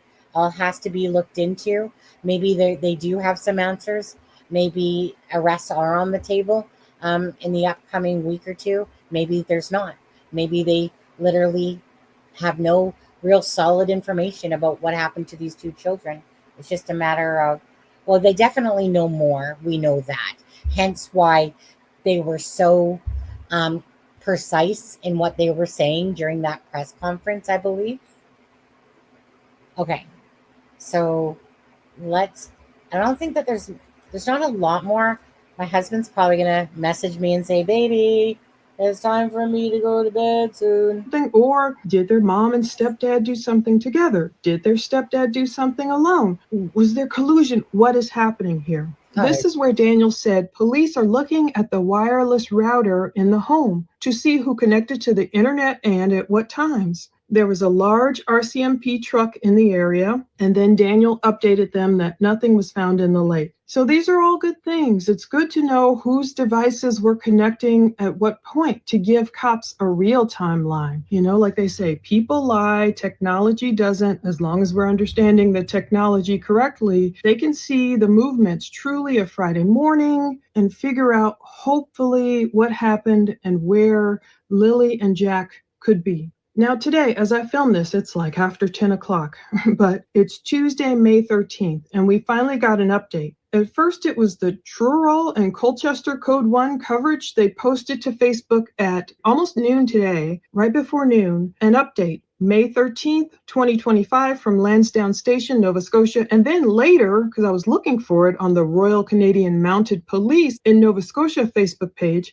they posted the same message a little bit later, 12:24 p.m. And they're saying the Pictou County District RCMP, with the assistance of the Northeast Nova RCMP Major Crime Unit, continue to investigate the disappearance of Lily and Jack Sullivan. I'm glad they gave us some kind of update. We're exploring all avenues in this missing persons investigation, says Staff Sergeant Curtis McKinnon, Pictou County District RCMP. We have officers from multiple disciplines dedicated to finding Lily and Jack, including highly trained RCMP, major crime, and forensic investigators. People clued into that. Okay, the forensics, did a crime happen in the house to these children? Is there evidence? And why both of them are missing?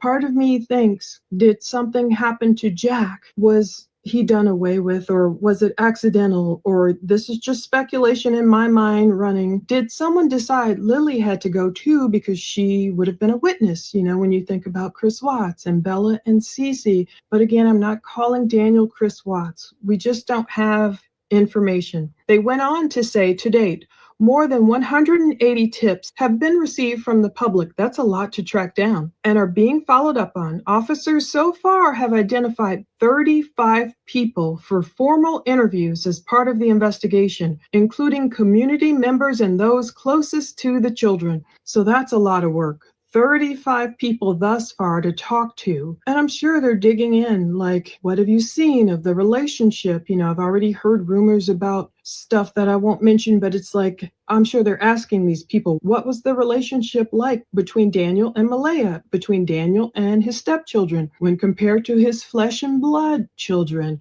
his bio children?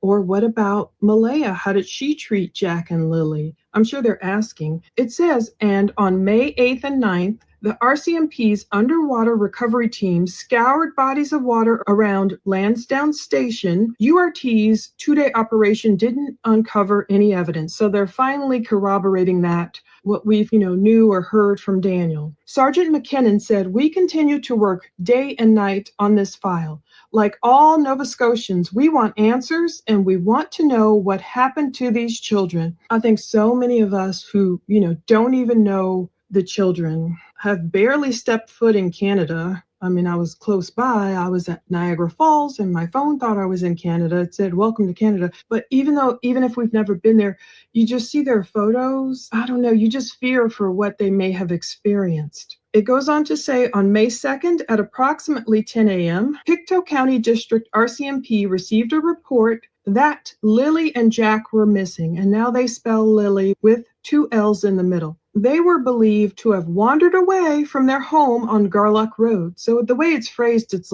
almost like, look, that's what we were told. They were believed to have wandered away because that's what the report was. They had no reason to doubt it, I'm sure, when they got the 911 call. It probably happens, I won't say all the time, but we know young children like to play with doors, get them open and elope, as they call it, especially children on the spectrum. Sometimes they want to kind of run away. Not always, but sometimes it happens. A multi-agency search and missing persons investigation began immediately. The search, which was scaled back to specific areas on May 7th, has covered 5.5 square kilometers of heavily wooded rural terrain in the Gairloch Road area. It has involved up to 160 trained volunteer searchers and many others in tens of thousands of search hours, I'm sure. Efforts to locate Lily and Jack also included 2 vulnerable missing persons alert. So it gives you anyone with information about the whereabouts of Lily and Jack is asked to contact Pictou County District RCMP.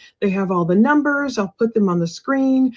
To remain anonymous, you can contact Nova Scotia Crime Stoppers toll free. I'll put that number up there, or visit crimestoppers.ns.ca. Or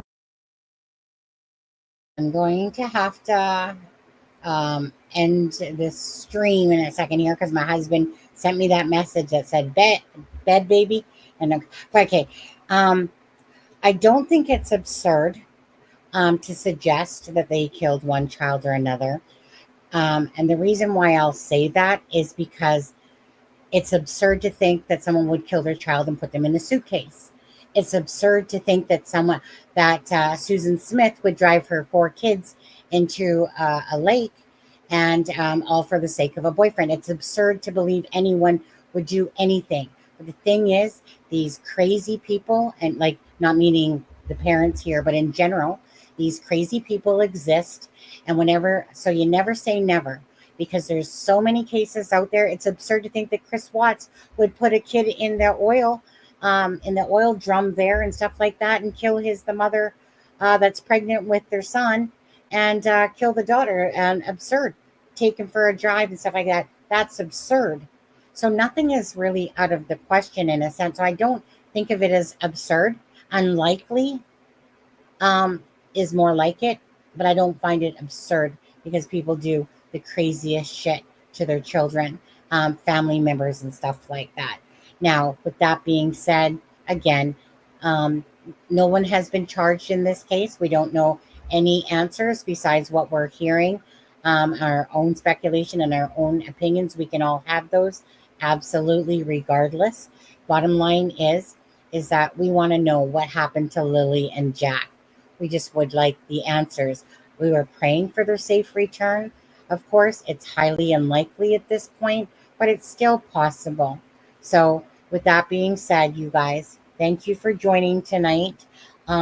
Thanks everyone that hit the like and the share. It's very important to keep these cases out in the awareness so that people that don't know about the case, and keep the story alive, going on.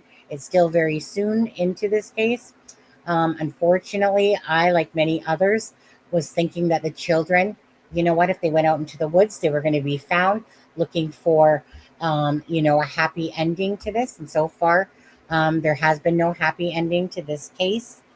Rick Astley, thank you so much for popping by. It's been a minute. Appreciate the super chat on there. Appreciate seeing you, even if you hate the song, Rickroll. And thank you for becoming a member as well. Appreciate that. Go back to the comments here. Whoops, comments on there. Oops, I went to the wrong one. There we are. So I'm not sure if I'm doing a live tomorrow night. Depends if there's an update. I do have Thursday, Friday, Saturday off. I was going to show about Dylan Eller, the child that was 3 years old that went, we'll say missing in 2020. I haven't looked into that story enough, but there is a video I was going to play. But actually, there was a couple. Actually, you know what? Do I have time? No, I better not. Husband will probably. How long? No, I'll play this other video that I was going to show you about the whole drug thing we were talking about earlier, Kent and stuff like that. But I'll do that tomorrow. Thank you, The Path. I appreciate your point of view and enjoy your show. I listen quite often, and let's all pray for these children that are found soon. Absolutely. At the end of the day, all we ever want to know about the missing and the murdered is what happened. We always hope for the best, but know that a lot of tragedy happens. There's so many cases out there, and let's hope this turns into a miracle. But with that said, all we can do is, again, bring awareness to the case, talk about Jack and Lily, and of course, try to bring these two beautiful children home and get answers one way or the other. So with that being said, you guys have a wonderful night. Thanks, mods. Thanks, everybody. Appreciate it. And might see you tomorrow night. We'll see if there's any update to that. And all I'm going to say is one more thing about this. Please be wary of things that you're posting where there's misinformation. It always really sucks when misinformation is posted and then people are very gullible or believe stuff out there. So to me, unless you literally hear it from the RCMP or from a family member, or it's words out of their mouths, other than that, when it comes to a lot of these false and deceptive channels that are doing it for self-motivated reasons and stuff like that, all I ask is that, let's try to stick to always the facts of the case for putting out the actual information of that stuff. And then, of course, different when it comes to the opinions and speculation. That's in our opinions, okay? So other than that, God bless, take care, and we'll see you soon, okay, guys? And here comes the outro. Mwah. Thank you guys so much.